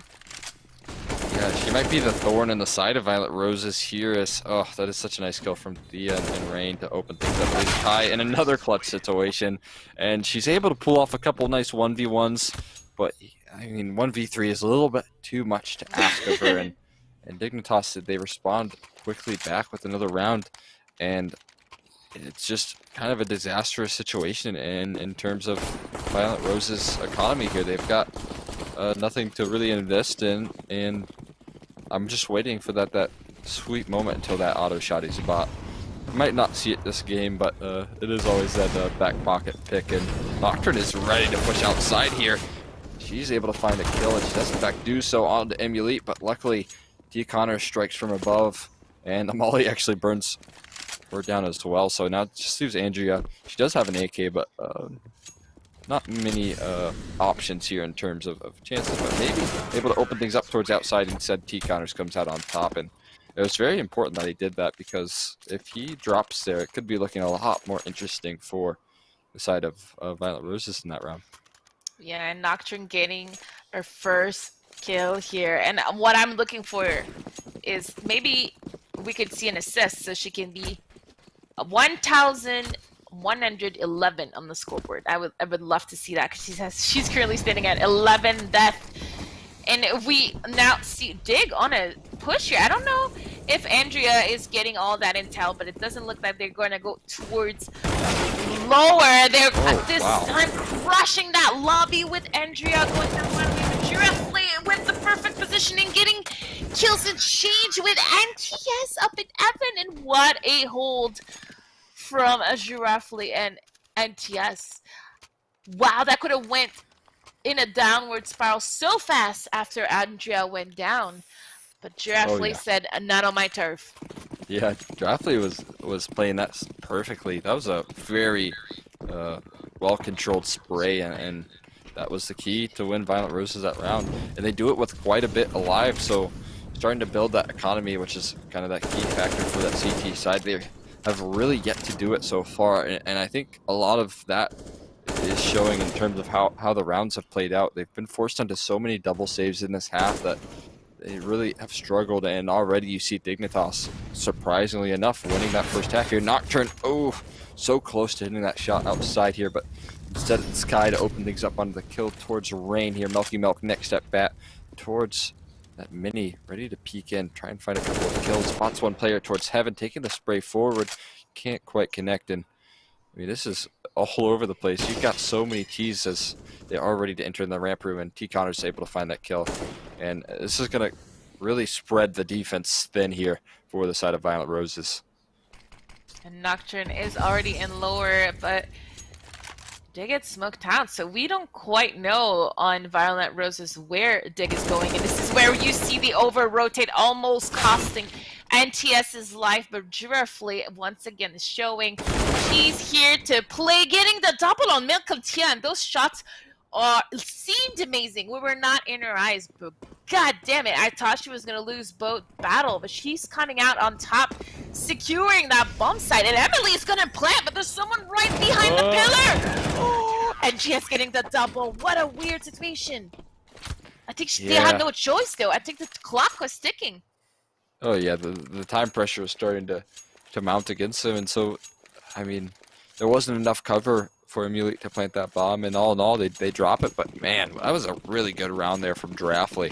That was just unbelievable, that double kill towards lobby. She's just ready for everything right now, and so far, I mean, she's kind of been that key for Violet Roses. We've talked about MVPs before, and I think that if Violet Roses is able to come out on top, you've got to keep her in mind here. As this time it's going to be Kai. I think this is every player that likes stats' dream here. She's got to drop opportunity to kill so many players. So much but damage no. done though.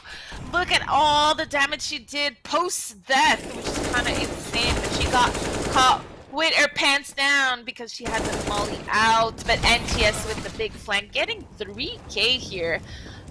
Really pulling a case of at least the MVP of that round for Violent Roses, and it's leaving Tia and Milk with a Deagle and M4 in hand. So it's not over. This is a 2 versus 3. Oh my god, the teamwork on Violent Roses here on that nade, dropping Tia to 0.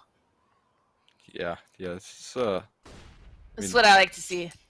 Beautiful. Yeah, major props to Violet Roses to try and pull back this half. I mean, I was a little worried that Dignitas was starting to run away with the lead there, and then all of a sudden you got Giraffe pulling things back for the CT side here. Now it's Milky Milk in a 1v3. Op posted and Nocturne starting to fire away with that op. She's starting to warm up in the server here. Definitely yes, gonna appreciate that kill there. Second kill on the board. My dream of having a perfect 1-1-11 is now gone, but it's for the better because that means Nocturne is securing more kills and showing her presence, like you mentioned. And we are now in the last round of this AF, and Nocturne feeling so confident she's gonna go onto an aggressive move towards Ram and potentially clear it all the way, as most of the players from Dig are outside trying to gather some intel and gain some ground towards T side red box. Yeah, and you know, Violent Roses is happy to give it to them. Yeah, that's half the map taken down, but there you go. That's a nice 1-for-1 trade. That's exactly what Dignitas is looking for there. Emily able to quickly respond, and this is going to be a B site taken quite quickly. So the Draftley and NTS ready to hold things down, and they do exactly that. Once again, Draftley's multi-kill potential is showing up, and it leaves Rain 1-on-4. This is looking like an 8-7 half is going to come here shortly. Can Draftley find herself another kill? She finishes it off with a beautiful 3K, ending the half on, I mean, 18 and I'm sorry, 14 and 10, but still a stellar half from her.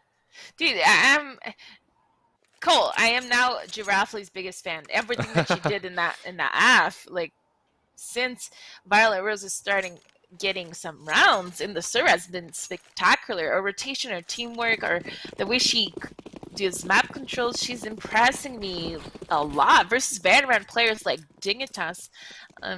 You know, now we have to see if they can do the same on their T side, because like we mentioned, it's a hard side to be on for Nuke, and Kai is going to get the first kill in.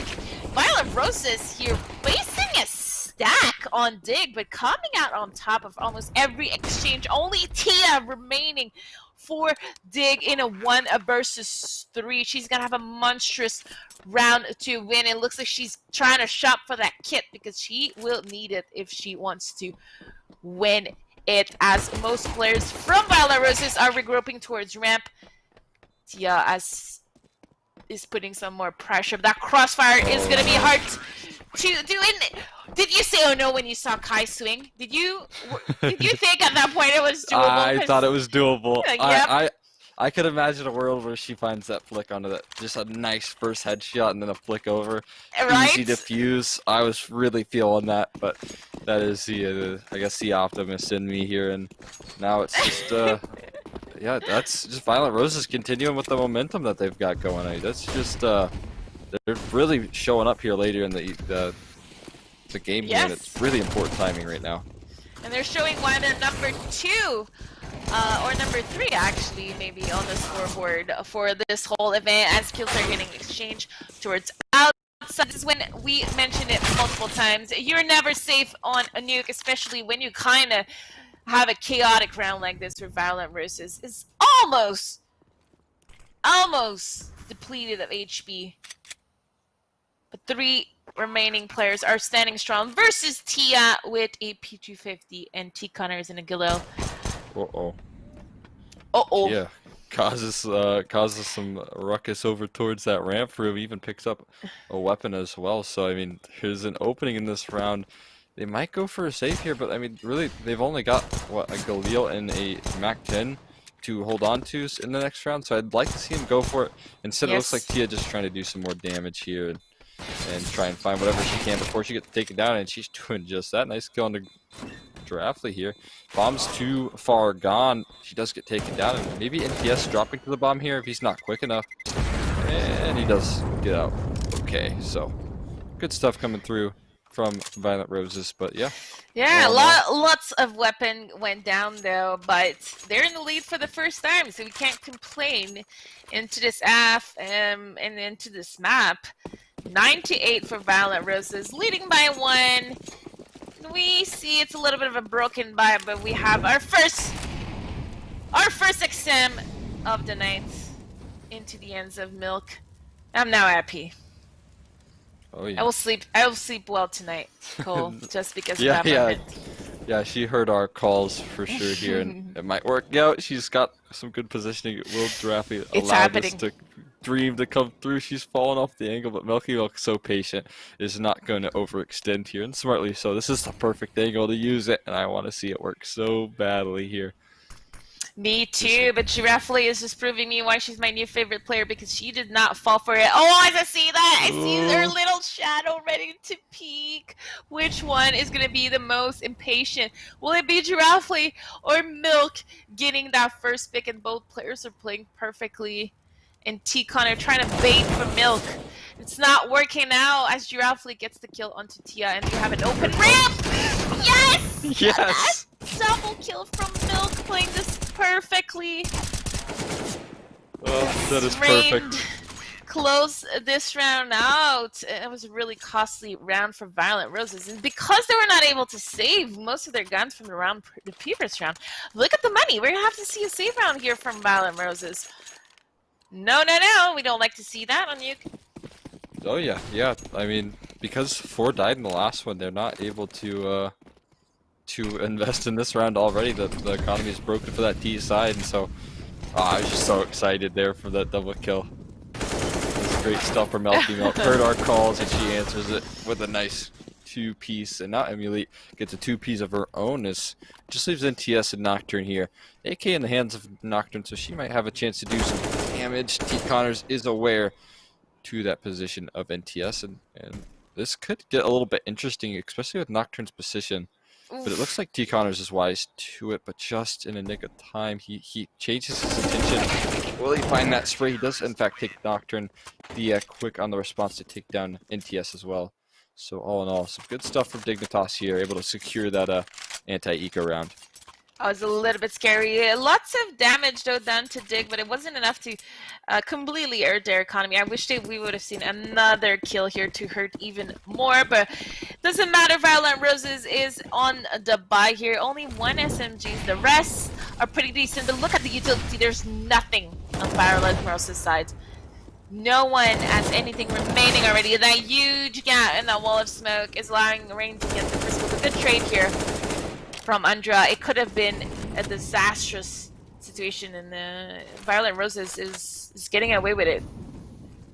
Oh yeah. Oh no, Nocturne, don't stand at that volley. She almost gets taken down.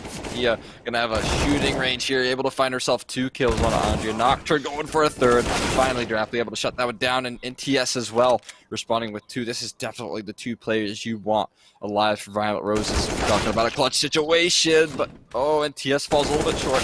Now Giraffe spots the first, but can't find T Connors fast enough, and so Dignitas secure themselves on the 11th round here, and once again the money is shot for Violent Roses.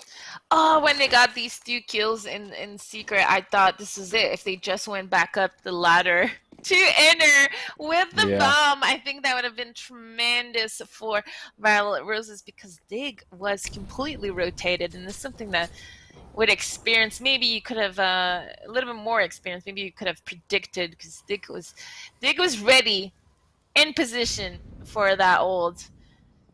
And as you mentioned, we're gonna have to be another save round because our money is not looking good. It's still doable for Violent Roses. Dig is still not in a position where they're completely controlling the rounds. But T-Connor and Milky are just gonna sweep it out. No one's gonna get close to that bomb site under their watch. Yeah. It would have been I feel like it would have been a flawless round if both T Connors and Melky Milk had an auto shoddy, but wasn't the case, and so T Connors is obviously paying for his sins there. But yeah, good stuff from Dignitas. They're doing a good job of winning these anti-ecos with a lot of players alive. So that's kind of the thing that you're looking for specifically on the CT side, and they're able to do that a couple rounds in a row, which will allow them to start stacking up that money, and in fact even invest in the alpha. Already we're getting into the action here. Melky Milk with a nice spray down, going for free. She finds it. That is just perfect for Melky Milk. Now Emily's gonna try her luck in a P250 double kill with the op as well. That's a 13th round for Dignitas, but what a play for Melky Milk. Oh my god. Violet Roses with the perfect play, the perfect round, catching Algar Dig everywhere on the map. But for some reason, Milk is able to get that triple kill fade away on top of Hot uncontested. And then Emily drops from Happen, and it looked like Giraffe was completely frozen in time, couldn't get the kill on M. What a weird round, and Dig is now like one step closer to victory. Oh yeah. Yeah, that was just a beautiful spray down from Melky Milk. That was 3 nice headshots with the AK, just nailing all of those shots so perfect. And now they're gonna definitely be feeling confident after that round. At least Melky Milk I know is here, and it looks like he is confident enough to go for the peak. Emily supporting her with the AWP, but NTS with a beautiful 1 dig of his own here. He gets forced to fall off of the angle and make her way back towards that ramp room here. Rain holding things down towards Hell, not allowing for these players to pick up the eagle, and she's doing a phenomenal job at that as it leaves Andrea in a 1-on-4 situation. They're kind of running out of options here. Running out of options. The TI is so low. Couldn't hurt to get an extra kill, but she's going to play itself, and Milk is going to be the one getting the drop on Andrea. 14-9.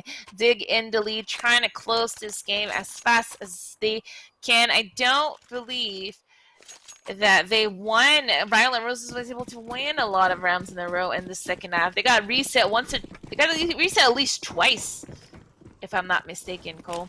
Yeah, I feel like it's a story of Violet Rose's life right now. They're just forced into double saves every time that they start. Finally, they pick up a little bit of momentum just when you think they're able to come back, and then it's Dignitas just to shut down their hopes and dreams. And they're doing a really good job of keeping Dignitas close here. And, oh, that's a nice opening from Nocturne. Very nice. Able to find that shot on the Emulate, finally able to shut down that player. That's a player that's caused Violet Roses a lot of trouble here. Rain doing the same, and a nice double kill from Nocturne, but look at Rain's flank here. T Connors as well, holding things down. It's just NTS in the 1-on-2, yet to get bomb, and she is aware of that flank coming through. Nice shot on the Thea, but it leaves NTS forced to try and find this bomb, maybe throw a couple smokes and fake out that Vince drop, which is so smart. I thought that was so smart, but then I think that she's planning just a little too fast for Rain to fall for it. So she knows that bomb is in her, and who's going to win that patience game? And it looks like NTS with the crazy clean round. What a play from her. I loved. Look at the scoreboard. 27 kills for NTS. Slow creeper, but steady. She's over there with the best of the best today, making so much work, doing so much work here for Violet Roses. Oh yeah, she's playing out of her mind. That's a really nuts scoreline there. 27-19. That's just so good here. And Melky Milk, she's been having herself a good game as well. This Nocturne trying to find that response here, able to dodge the flash, but not able to find player over towards Garage just yet. It will be Andrea instead to find that kill on the Rain, who's done a really good job of holding outside here. Now T-Con is going to try his luck at fighting those players outside. And in fact, NTS once again opening things up towards ramp room. Nocturne, oh my god, Wow. are you kidding me? No scope. That was a nasty no scope there. No, it's just Melky Milk and Emulate, definitely to a couple of players that you're going to want here in this situation. Yeah, but they're giving away their position. So if you're Violet Roses, you know how many players are in A, but it looks like they still want to challenge Milk here, as Andrea is kind of left all by herself. Milk with the jump, the wheel jump. There's no way she meant to do that. That's definitely a wheel thing. But that was a good kind of time win for for yeah. Violent Roses. I didn't realize the bomb was lower getting planted at the point. Yeah, it was definitely a good little distraction being brought forward there from, I believe it was Andrea here. As now it's just Drafley and NTS. It's these two dynamic duos for both teams here that are alive trying to clutch this one out. And so whoever comes out on top, it's kind of fitting as Dignitas able to find that first kill. Drafting now solo. She's playing it so smart, but gets traded. It's Milky Milk with the ace. Does she have enough time? I feel the milk down. Oh no! Oh my god! I thought she had it. What a clutch here from both Drafley and NTS. I was so sad when I saw that the first player to go down was the Diffuse, because if she had gotten the other kill, it was for sure in the bag. But then she wins with time. What a crazy round! It forces Dig to be in a freaking weird half save by where Milk is able to get a FAMAS, but the rest of her team is on a full save. What a crazy round. So crazy you lost your words. Yes, no doubt. Yeah, Milky Milk is... I'm definitely quickly becoming a fan of Milky Milk after that auto shot by a nice little spray down, and then there that ace, she almost pulls it off. But good on Drafley to find that right target selection, as they're going to enter into a wide open B-bomb site. Rain is going to be one of those players holding things down, able to take down NTS. That's a key player out of the round here for Violent Roses, as Rain is going for more in the window, able to get herself an AK as well. Drafley able to find response to the Milky Milk. Rain is there, but no, Drafley comes out on top. Tia is able to find that kill. It's now just Andrea left in a 2-on-1. They're kind of closing in on her position. Molly goes forward, she peeks out and gets shut down. Oh my god, Dignitas, that's a huge round to win. It shuts down all of Violent Rose's hopes and dreams. Let's look at the money here. It's in shambles for the next round, and they're going up against match point. You're never safe. You're never safe on Duke. One FAMAS. Turn this game around. Turn this match around as Rain with the right position, the right angle. I think she was able to get 3 kills in that rush. So although Violent Roses got to the site in a 5v5 situation, it wasn't enough to win the round. Isn't that crazy? What a nuke is crazy. I love it. Yeah. And Violent Roses, they're back against the wall here. Almost no utility. 2 mollies, 3 flashes, 1 smoke left. That's not a lot to work on. No, not at all. And especially with how much they've struggled with their full buys, I'm a little bit worried for Violent Rose's chances of coming back. Although I would love to see some good old-fashioned overtime here, as Me too. you might get the opportunity. It's just going to be a long hill to climb here, and T. Connors is looking like he is going to be that avalanche. Oh my god, he's going to ace. Hey. No, Milky Milk steals it away. Fair enough though. She did get an ace of her own, so I think we've got all the... Oh no, we still need a knife kill. Maybe in the finals we'll see one. And a Zeus skill. Knife kill and Zeus skill are still my bucket list for every event that I like to cast. But what a crazy map that we just had. Very impressed with Violent Roses. Our number 2 team on the power ranking, the rankings of every week, is going home with only 50 points this week as they lose versus Dig in semifinal, which is gonna mean that we're gonna have a so good final here. Oh yeah. With Abel and Dig, Abel with 1 or 2 ringers, same for Dig, at least 1 ringer on their side. What a final we have coming up. But before we jump into that final, I just need to say how much I am impressed with Violent Roses every week. I love to see them compete here, and I hope that they compete in ESEA with that roster, because I want to see more of them in the women's circuit in NA. They are so clean and so fresh, and they wear the nicest clothes. They go to the hottest bars as they go well, to the I hottest assume. bar. And I really enjoy casting their games, because what a bunch of great women. And without waiting any longer, let's jump into one of our last break of the day before we go into this final, Able Esports versus Dignitas. I cannot wait. I'm so excited. Are we ready to break?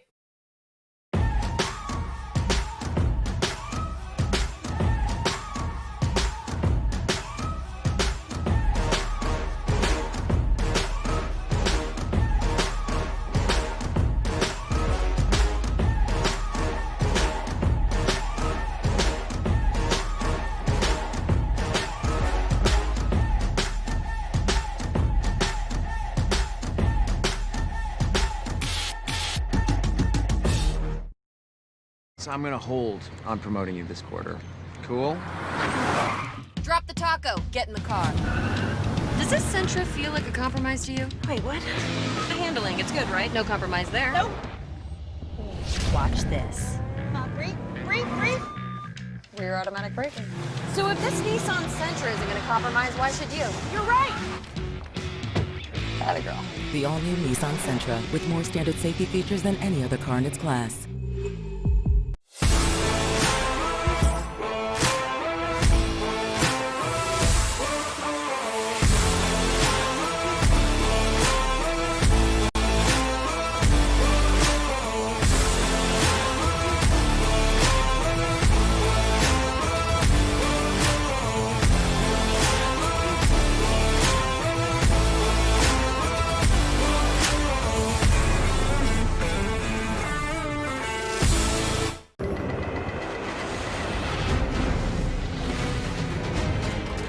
It's not just the ships, the armor, or the aircraft. It's something more. It's the will to fight and determination to win, found inside each and every Marine that answers a nation's call. Battles won. You can trade all the games, accessories, consoles, and tech you don't use anymore to get cash or store credit at GameStop. Check out the Trade Center on the GameStop app, visit GameStop.com/trade, or talk to a guest advisor at your local GameStop store to see how much your trades are worth.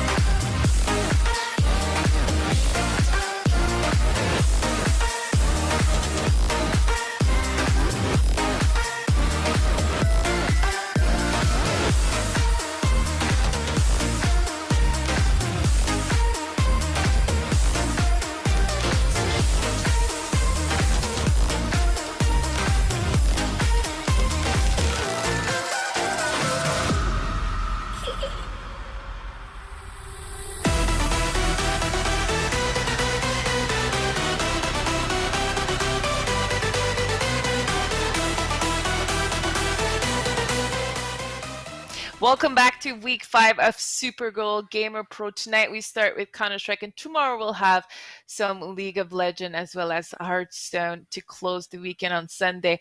You were able to see that little Zenny commercial, Cole, right before we came back.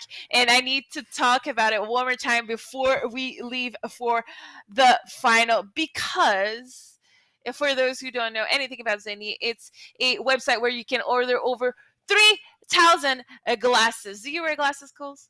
I do, actually, and You do? I actually have shopped online for glasses, and I hear that they have a virtual try-on, which, I mean, allows you to kind of get that feel for it. I actually used that function before on these websites, glass websites before, so having that function is so crucial to get the right style for you. Me too, and I was the type of person before that used to buy one pair of glasses every 3 years because they were so expensive. They were costing an arm and a leg. But nowadays, Zenny, you can order really affordable glasses that have block protection for gaming, the blue Oh yeah. filter at an affordable price. So even if you are not necessarily interested into buying new glasses, go check out the website and you'll be impressed with all the styles that they have. I know that I have when I pick those ones, and Oh yeah. maybe next week you'll get to see another color that I picked for this. You'll have to Gotta tune in change it next up. week. Yeah, exactly. Exactly. I hope you'll be watching, Cole. You'll be in chat. Oh yeah. I like those too. No doubt. All right, but let's go back to why we're here today. We're here to cast some Counter-Strike. Are you excited Oh for yeah. this final? I am excited, and we're gonna be playing it on Dust too. So we got a wide variety of maps. Dust 2, no way! I think it's the first time I casted Dust 2 for Supergirl. I'm so excited. This is so fun. I want to see these two teams battle out on Dust 2. I want to see if Abel is as prepared as on other maps on Dust 2. I want to see how Dig is playing Dust 2. I haven't seen Dig play Dust 2 in so long. I can't recall the last time I've seen them play Dust 2. And then I'm gonna get a DM and someone is gonna tell me, oh, actually they played Dust 2 like last week in this event. But Yeah, of but you know, course. to my recollection, I can't remember when I saw them play Right. Dust 2 last. This is not a first pick for them at all. So I'm really, really excited to see that they kept it into that veto so we can get to a wonderful last game for Dust 2. But Cole, this wouldn't be possible without our other sponsors. It's not only Zenny Gaming supporting the Supergirl Gamer Pro women competing for 9 weeks. Who else do we have? We got Nissan, the U.S. Air Force, GameStop, and the Marines, which are a great group of sponsors there. I just remember when I was a young little guy going to GameStop all the time, trading in my games for some good deals and buying some games that I wanted really bad. And yeah, also one of my good buddies, Reggie, of course, that you know so well, the Oh, Canadian A. yeah. He is a member of not the U.S. Air Force or Marines, but the Canadian. I believe. Do you know what he is? Yeah, I think he's on the. I don't know. Infantry. Yeah, maybe. Yeah, I think so. That would ring a bell. And Yeah. you know what I want to say too, to just really summarize that beautiful asset of people that are supporting God. I actually have a Nissan. My car is a Sentra. Really? So there it is. We've There hit you all go. the sponsors. Yes, Yeah. I bought my first car 2 years ago, and I picked a Sentra Nissan, which honestly I do not regret. It's an amazing car. It's Perfect. all Yeah. white. Someone told us in chat that it's actually ex-infantry because he's joining the police pretty Yeah. soon. But I do believe that he's currently in transitions and not sure which role he's at. Is he already in police? Is he still in infantry? We don't know. Yeah, We'll it's a have mystery. we'll have Find to out get next him. week. Yeah, exactly. But we know tonight that's why he's not here. He's currently working. That's why Cole is joining us. Oh yeah. It was a lot of fun. I know this is not over because we still have a final cast, but I have been enjoying meeting new people every week. Because for some reason you can't seem to stick with the same two caster, but I think it's good. I think Yeah, it's you good know variety, no doubt. It's a lot of fun. exactly. I And think you we're all described it getting as to know musical these. chairs. Yeah.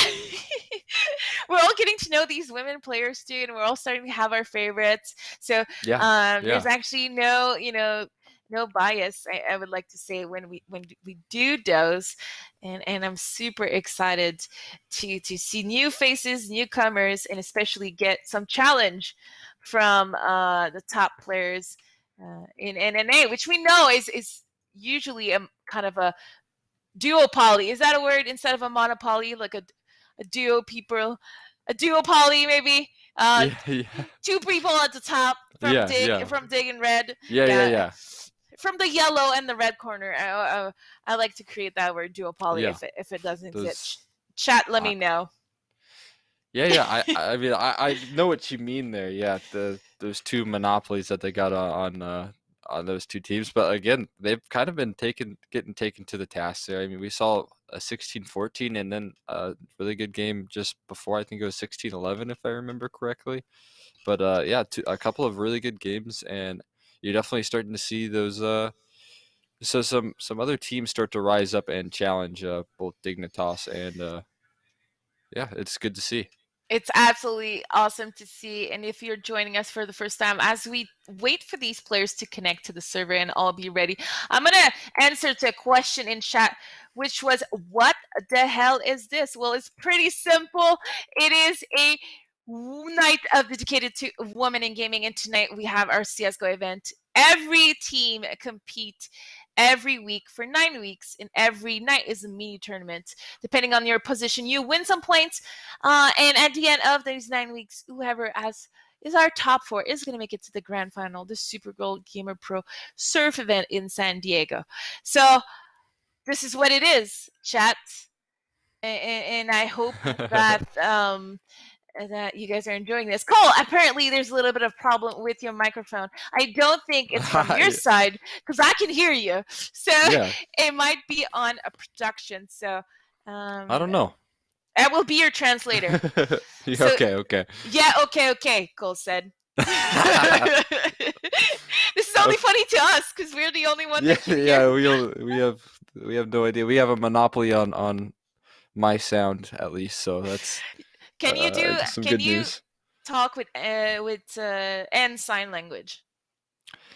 I learned the alphabet when I was in school, but I have since forgotten it. So, I'm in the process of learning a bunch of different languages, and so I feel like they all kind of get mixed in. But I definitely want to learn sign language because it's such a cool and such an important a skill to have. It can be so versatile, you know. Oh my god, I think I just got trolled. They can hear you. Yeah. I figured as much because some people were having trouble and others were not, so I assumed that it was all fine because I'm if one the person worst. can hear me, everyone can hear me. But I don't know.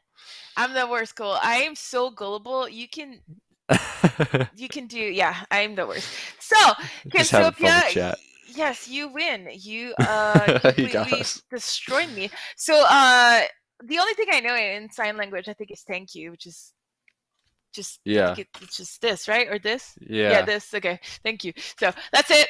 I don't know anything else, and I do believe that was someone told me that I should be learning that while in COVID, like one sign a day. That would have been really smart. That's a really good idea. Yeah. That would have been I have really not smart. been as productive. Yeah. What have you been doing during COVID?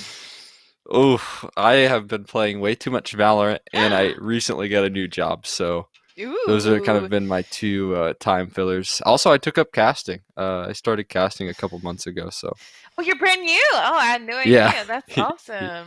And Yeah. you're a barista. Yes, I am a barista. A barista. I have actually set my whole house to be a little mini barista house just because That is awesome. I'm super into making lattes and whatnot. That's awesome. And I'm kind of derailing here. Not even talking No. about the celebration of women in gaming. So let me fill with that question. Do you play League or Hearthstone? I play a lot of League. Me and Reggie actually have been duo queuing League like almost every night. We play together quite a bit.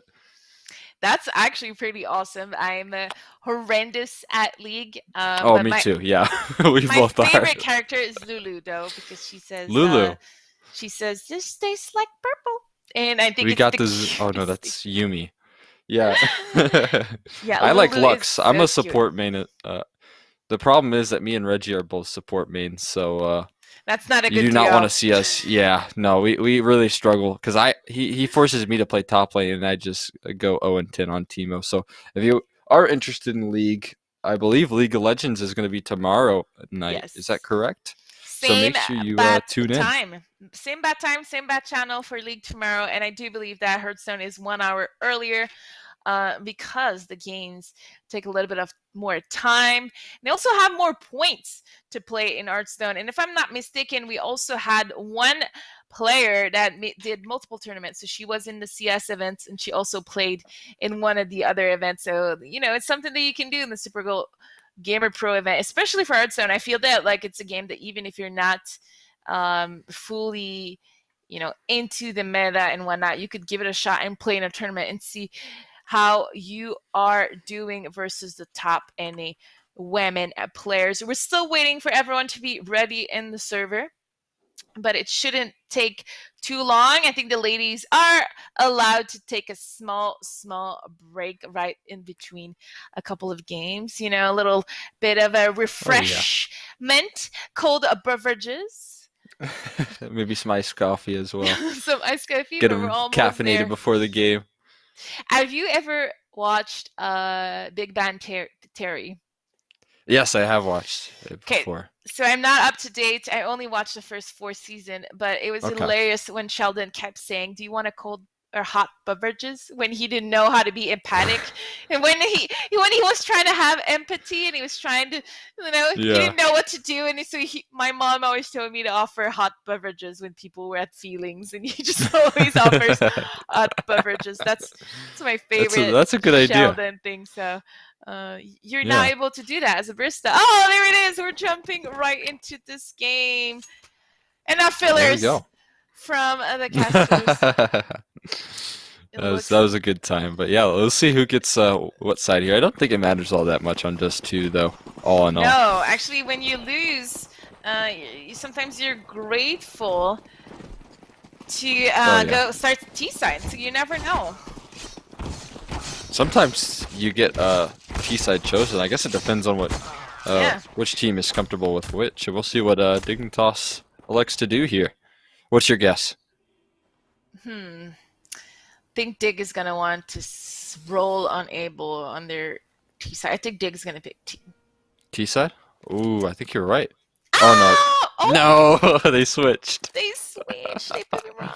I do believe it's easier to come back T-side Dust do. Yeah. So my guts is I pick CT, but I was wrong. I've been wrong all night, so one more to the count.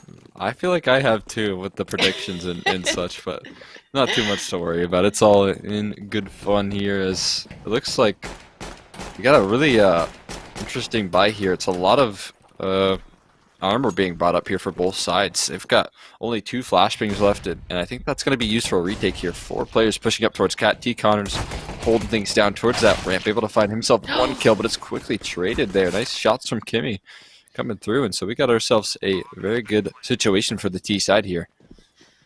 And TS trying to stay alive. She's so much closer than the rest of her team, and unfortunately for her, she's not able to connect on the kills, and Milk is going to be alone in a 1 versus 3. No kit in hand, but armor and 1 kill so far. She's going to have to make that count before if she wants to win.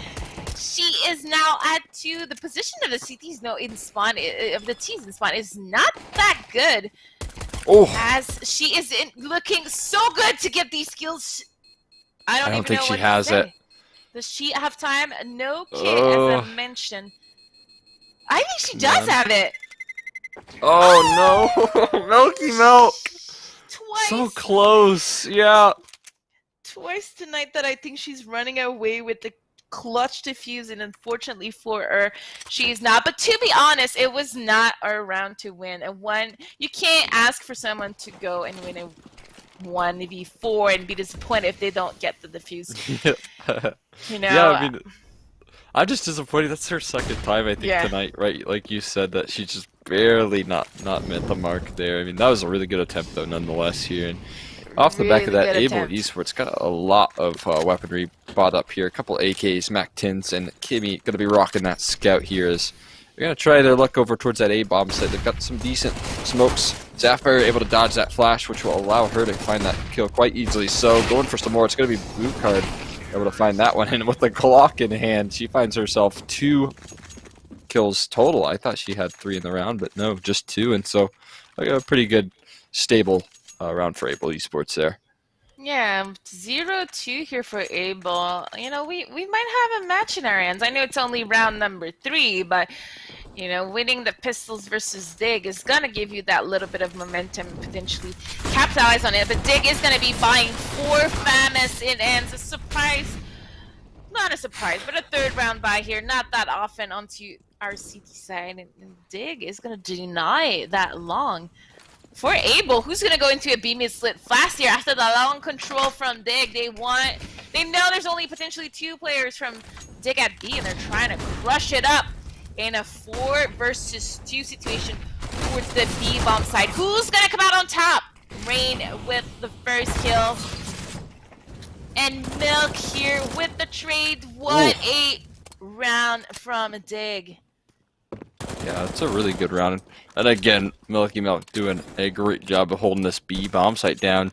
She's firing away just like she did on Nuke. So I mean, doing some good work here.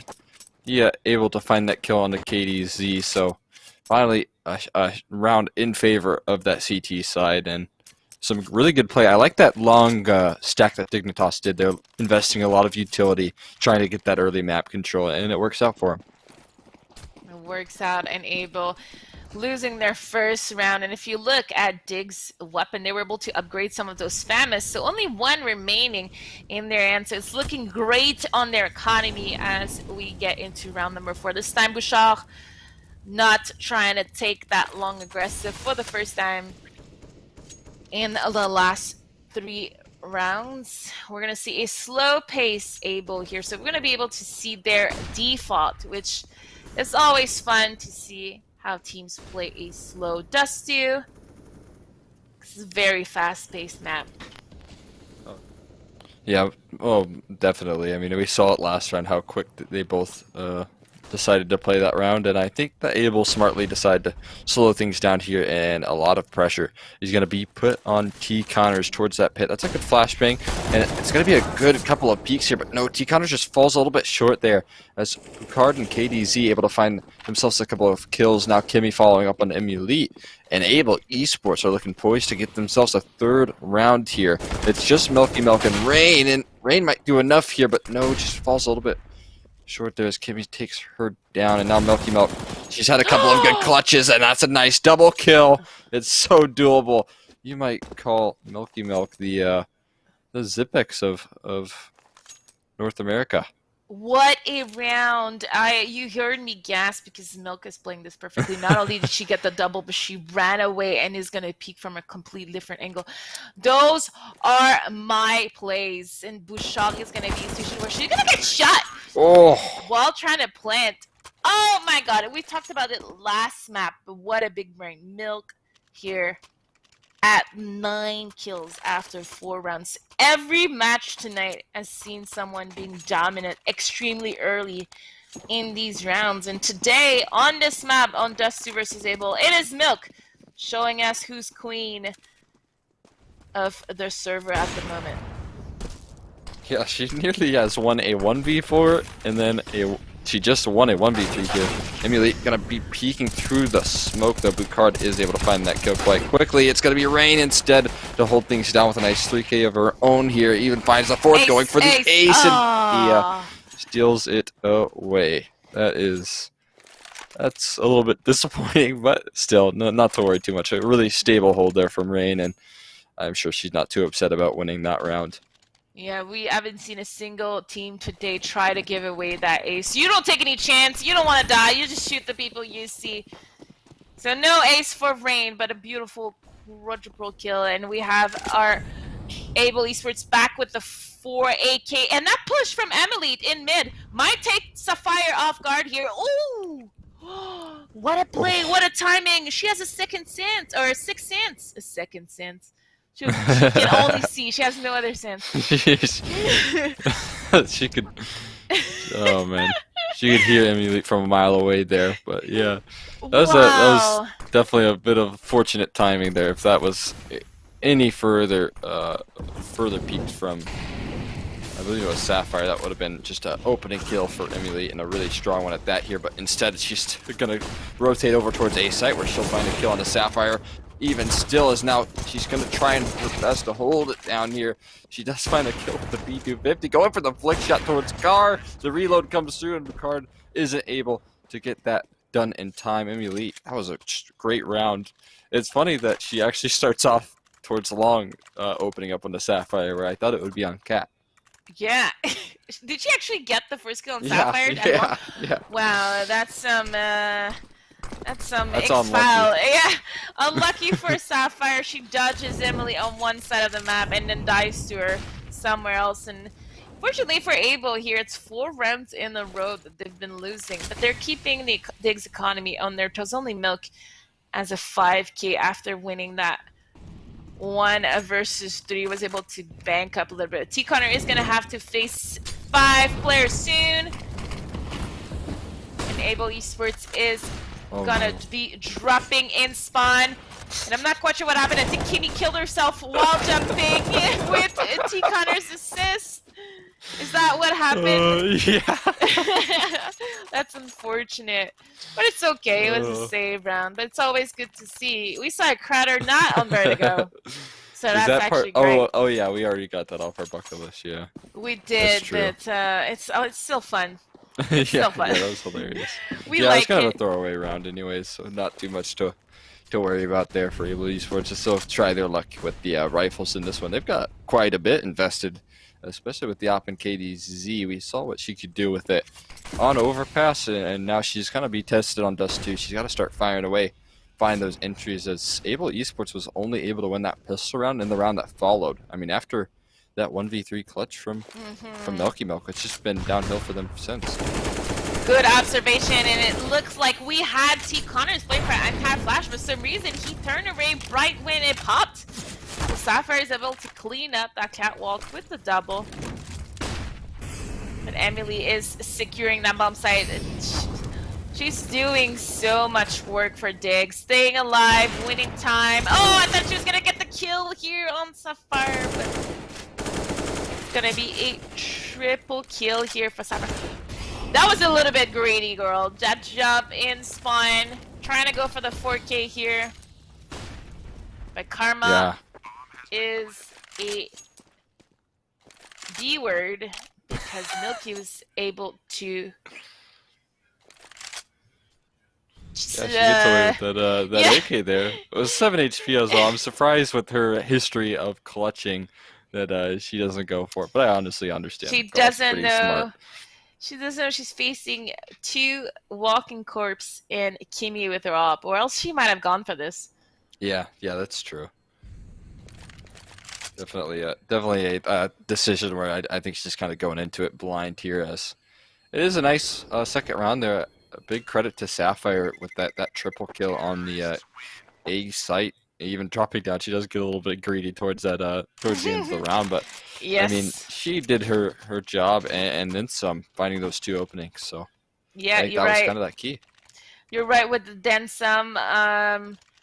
She definitely did more than enough for our team to secure that round. It's gonna be our first rounds in 5 for Able Esports, and I don't know if you've seen, but they've just completely giving Long away, and that's when they started losing. So I wonder if, you know, we could see a little bit more of Able Long presence, allowing Dig to be comfortable over at A and kind of stay alive for most of the rounds.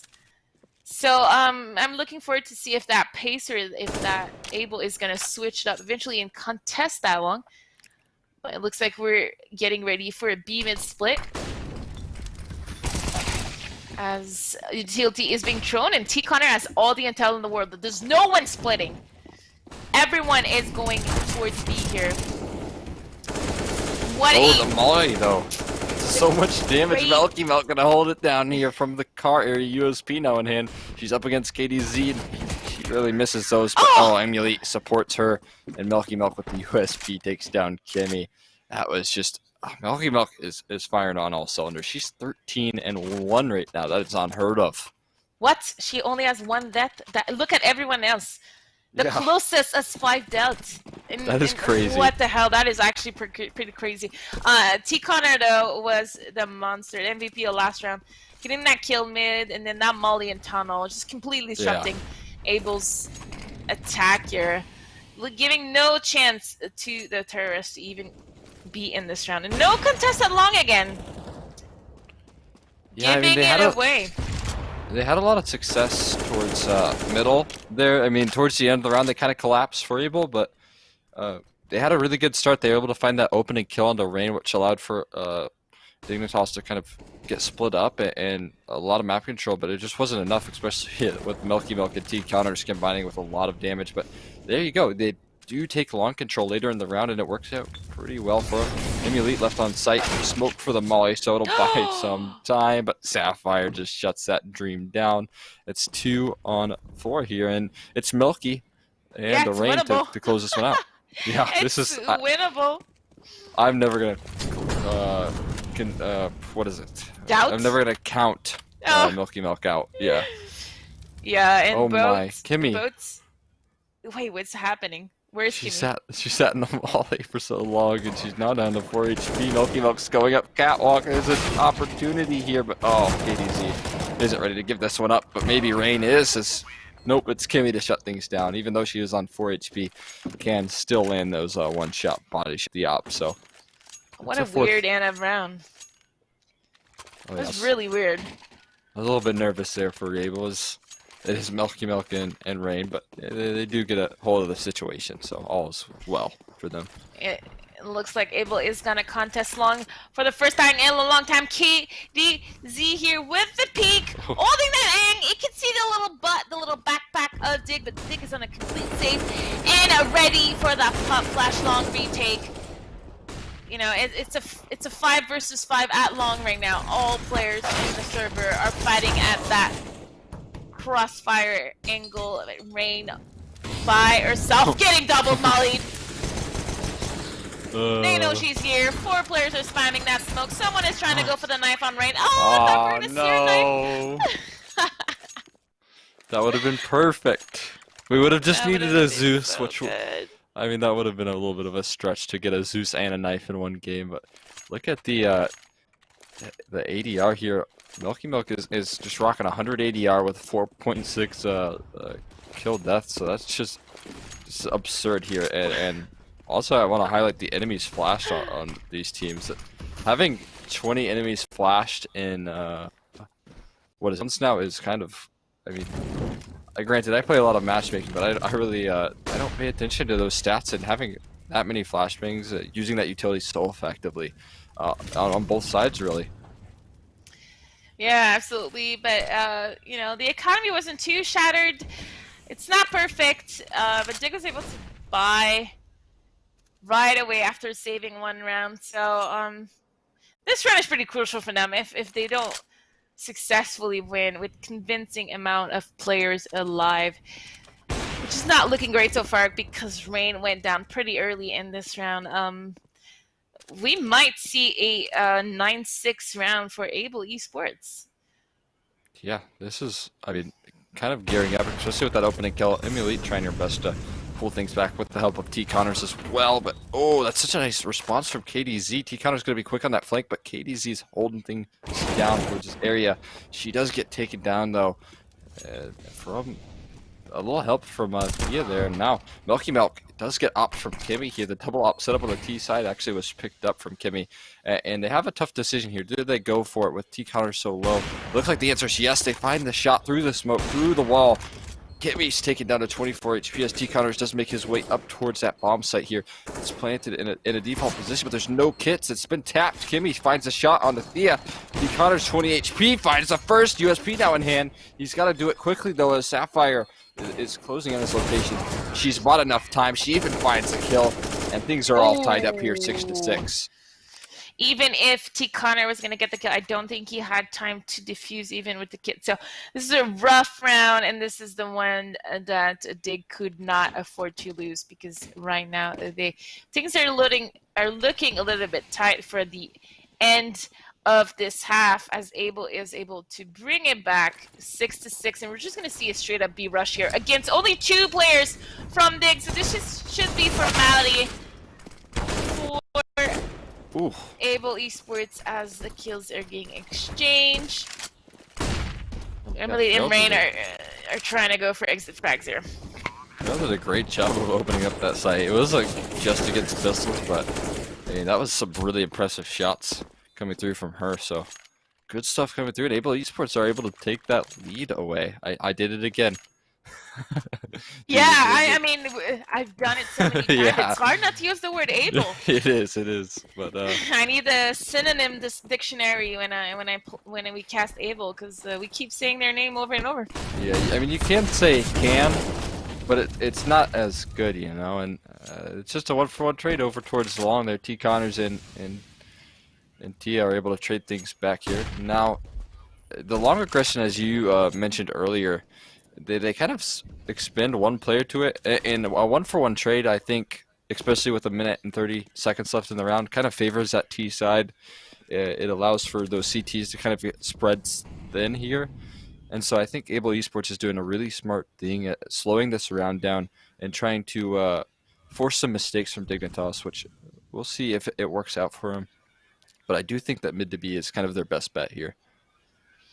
It's probably their best bet, but the last time they tried to do that in a 4 versus 2, it's the exact same situation actually, didn't work out so well because Milk and Rain are a beast at holding that bomb site down. In most of the rounds they were successful at, they went A, but they're just going to go in a dry peak, so they won't be able to use utilities at all. And Milk able to get the first one, but it's not enough to stay alive. And kills are being exchanged everywhere. Rain is in a 1 versus 2, getting crushed. She's able to get the first. Will she successfully defend her bomb site? No, she goes down. 20 seconds left. This is the play for KDZ. KDZ, what on earth are you doing? This is the play, but it's not good enough. T Connors expected. I wonder if Deadcam here, if Rain was able to see that KDZ left the site and was holding for that mid, because T Connor was so prepared and ready for that exact situation to happen. So might have seen a little bit of a dead cam here as we go into the last round of this RAF. Our grand final for today between Able Esports and Dig is now at 7-7. Couldn't be closer. Couldn't be on a better split map. Dust stew here. I don't think so, and especially with what is going to be guaranteed in 8-7 I'm not sure with for what team, but I mean, it's fitting that the two top teams are trading things back and forth, and you've got these consistent top performers like Melky and Emulate showing up for Dignitas here. As you will see an opening kill come through from Emulate. That was with, I believe, just an M4 able to take down Sapphire, and that's such an important kill there, allowing for some pressure with what is a very poor buy here from Dignitas. Getting that 4v5 is going to be so crucial here. Yeah, I'm not even quite sure where Sapphire was caught off guard. I wasn't able to catch that action, but it was pretty crucial, especially if you look at all the weapons in the utility from Dig. It's looking pretty grim here for Able, as Kimmy, while she tries to clear her corner, gets caught off guard. And T Connor in the perfect position to get more frags here. Hitting Able with the almost double. I don't know where Tia came from, but she was able to kill everyone, and Bouchard is gonna be formality as she goes down. 8-7 for Dig.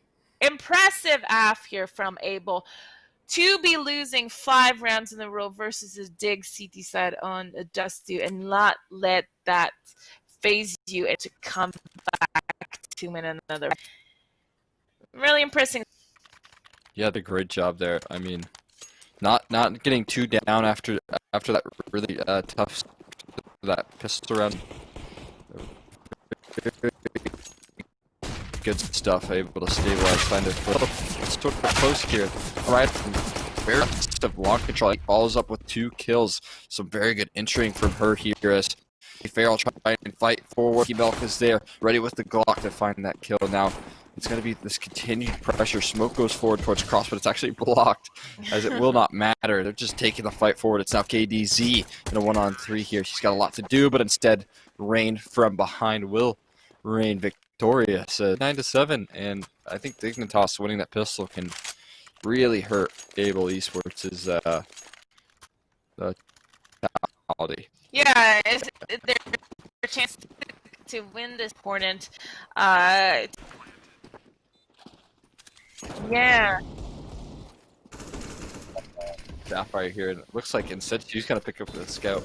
of her teammate here. It's going to be that B bomb site retaking here. Rain holding things down towards window, finding herself 1 kill. Try to go for the second on the Kimmy, but the fight goes in Kimmy's favor. And now we enter into the 2-on-2 here. T. Connors and Emily, the only 2 left here. Time starting to tick against the likes of Able Esports, and I think it might be too little too late. Sapphire able to find that. All right, kill Kimmy from above, strikes down. And do they have enough time? I'm not sure. It's going to be so close. Can it happen again? I don't know. Oh. Another Oh my round gosh. that is completely heartbreaking, and excuse me for my lack of knowledge as to what happened last round, but my game is having a lot of trouble as it keeps kind of freezing on my side on my observer camera. But one thing for sure is it all depended on how Able was able to recuperate from that lost pistol, and they showed me that their mental is pretty solid as they almost brought it back to win that 4-second buy here, which, you know, it allowed Sapphire to run away with an AK, but Rain is denying that cat push as Milk, just a Tech 9 in hands, is securing that B, all that intel that Dig needs to know, as everybody is kind of going down left and right in this round. Yeah. That was a nice little flawless round after Dignitas had won the round with all 5 dead. So good on them to kind of find their footing there in that next one and look a lot better on that anti-eco. Now, the question is, are they going to be able to show the same strength against a double op? Already KDZ able to dodge the flash and find that opening kill on Thea here.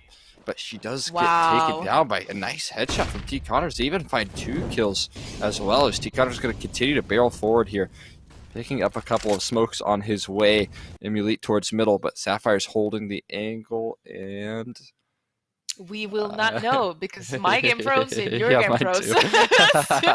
We will have to stay with us in chat. Stay with us, chat, because we will not know what's going to happen for a couple more seconds. Usually it unfreezes pretty fast, but those entry kills from Dig are so crucial in that round.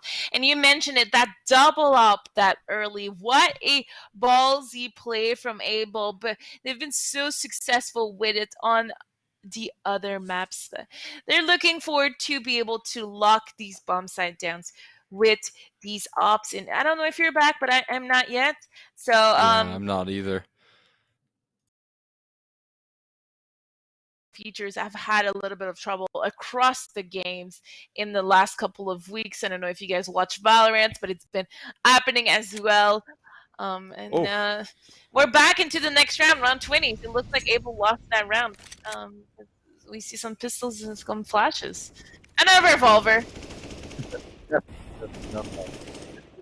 Revolver. I don't know if people caught it on the stream, but she actually got a kill there and almost made things close in that anti. Once again here, it's going to be a very disastrous situation in terms of money, but Farrell is able to pick herself up an AK here, get out of dodge as well. In fact, just playing in the same exact location. Very brave stuff here. She needs to get out of that area quickly, so instead just smokes off, and very strong play coming through so far, and a very important time for Able Esports. They need to start winning some rounds here on the CT side. You got the NOA boost, though. Yeah, they're running out of time. Oh! You're a newcaster, but not a new player if you are aware of the NOA boost. And it looks like a Dig is running away with another round. And it might be a little bit of a repeat versus that My Friend team where Dig was losing at some point in that game, but when score came even to 6-6, they ran away with the victory, 16-6. It looks like we might be looking at something similar here as they get round number 30, and this is probably one of the last round that Able can show us that they want to win this and then they can compete. Another double op setup. Yeah, This time yeah, they won't be contested that long at all. Yeah, they're actually sending one of those ops towards mid, one of those towards cat. So a lot of emphasis on mid control here for that CT side. But look how good Dignitas is playing this, using their utility so well. KDZ has no opportunities to open things up. They're actually forced to extend a molly of their own, and already the mid pick comes through. Look at the setting here for Able Esports. It's just going to be one player on the B bomb site left with it all to do, and this might be way too much to ask. There is some support, but it's going to be instantly traded here. Sapphire, she has to find a lot more kills. She's found herself up first, but it's just going to be one here. Rain able to trade things out, and so far the site is taken by Dignitas here. They've got themselves a great opportunity, especially with that kill from T Connors. KDZ forced to fall off the angle, save her AWP, and try her luck in the next round. Yeah, I almost believe at some point, because Sapphire was able to stay alive for so long, and she was getting backup from mid, who the players outside of B were going down, so she didn't need to worry about it. But unfortunately, I think she missed at least an extra kill to make things doable for Able, because, you know, not only is Dig running away with the rounds right now, they're also running away with a lot of money. Look, you see like T Connor over 6K, same for Emily, same for Milk and Rain. They're all balding right now, so and KDZ is gonna fall, so it's gonna be a really rough situation for Able Esports to be in on the defense with absolutely no money. So yeah, what are they gonna do? I imagine 5 scouts. What? 5. It's actually working. Scout. It's working out so well. They're just nailing the shots. It's a firing range towards middle, and they find 2 kills. Emulate able to spawn one of her own there, but how on earth did that work? They've actually done some good damage. Emulate on that AWP takes down Feral to 36, and Sapphire as well, pretty low. But I mean, it worked out so much better than I thought it would. Yeah. Honestly, I've never seen this before. I like this so much that I'm speechless. This is writing is it down so for cool. your strap book there, because I might pick this up in MM if things don't go. But imagine how like much this fun, idea. much fun they're having right now. They bought 5 scouts and got 2 kills right away. They're probably laughing there, you know, and cracking up, and it's probably lighting up the mood. And it's what they need to come back into this game. And you know, this round is not over. Dig is going to secure that plant, and although Rain and Emily are low on HP, we only have scouts on Able, so it's going to be a rough round to win still. Oh. Lucard able to hit the jumping scout, though. She's still got 2 more to go. Both these players are within 1 shot here, but they're just chasing him down now. It's just going to be all on the back of Kimmy, and she's not able to connect that last one. Be able to close that one out. It's Dignitas on match point. We could be looking at a pretty dominant grand finals here. That timeline is really hard to look at. It's a full-on wave of victories, up and down and up and down.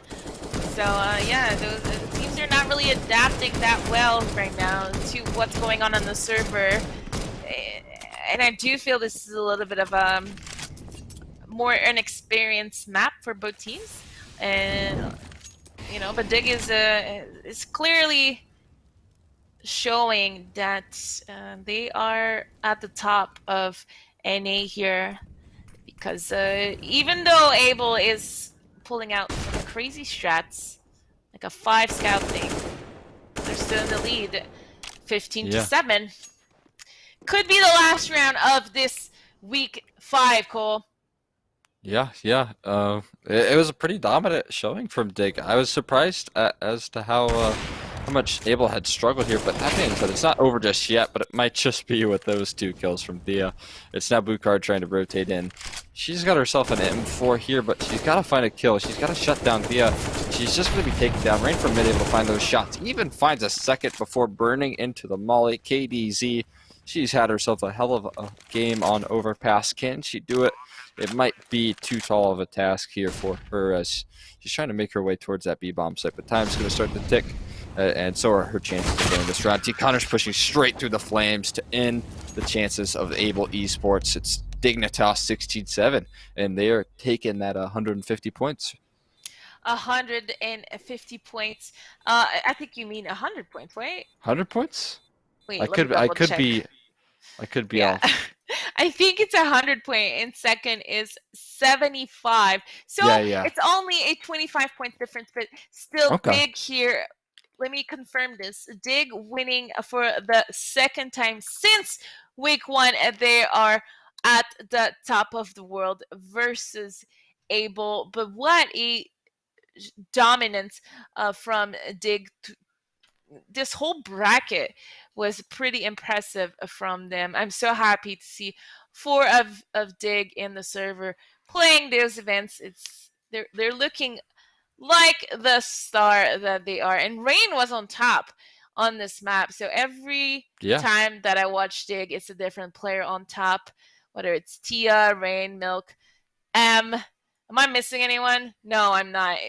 Since Artstar is there was their ringer during last event. But good showing here from Abel, who's not leaving empty-handed because they receive a 75 points. So we just crowned our queen of week 5, but it's not over. We still have 4 weeks. I can count 9 minus 5. We still have 4 weeks left of Supergirl Gamer Pro, and 6 if you are watching the League of Legends and Hearthstone events, because tomorrow at the same time you can tune in to watch the League games, as well as 1 hour before on Sunday for the Hearthstone one.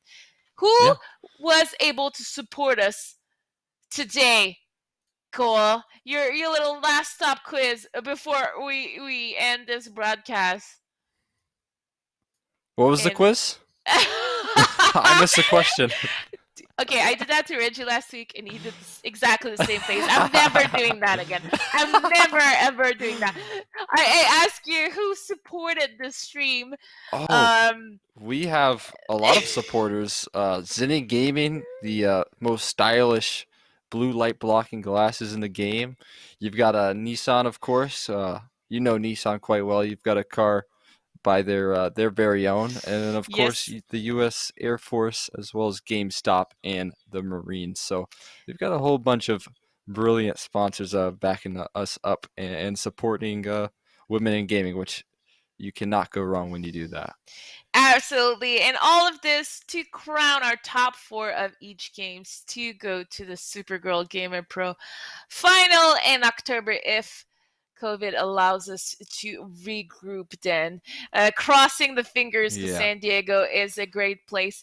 This was another great display of Counter-Strike. Dignitas coming out on top. Thank you to Michael Caster, Cole tonight. It was a pleasure meeting and casting with you. I still like your voice even after 4 hours of hearing it in my ears. It was a blast. Really suiting. Thank you so much to the production, as well as all the players and the fans in chat supporting the players.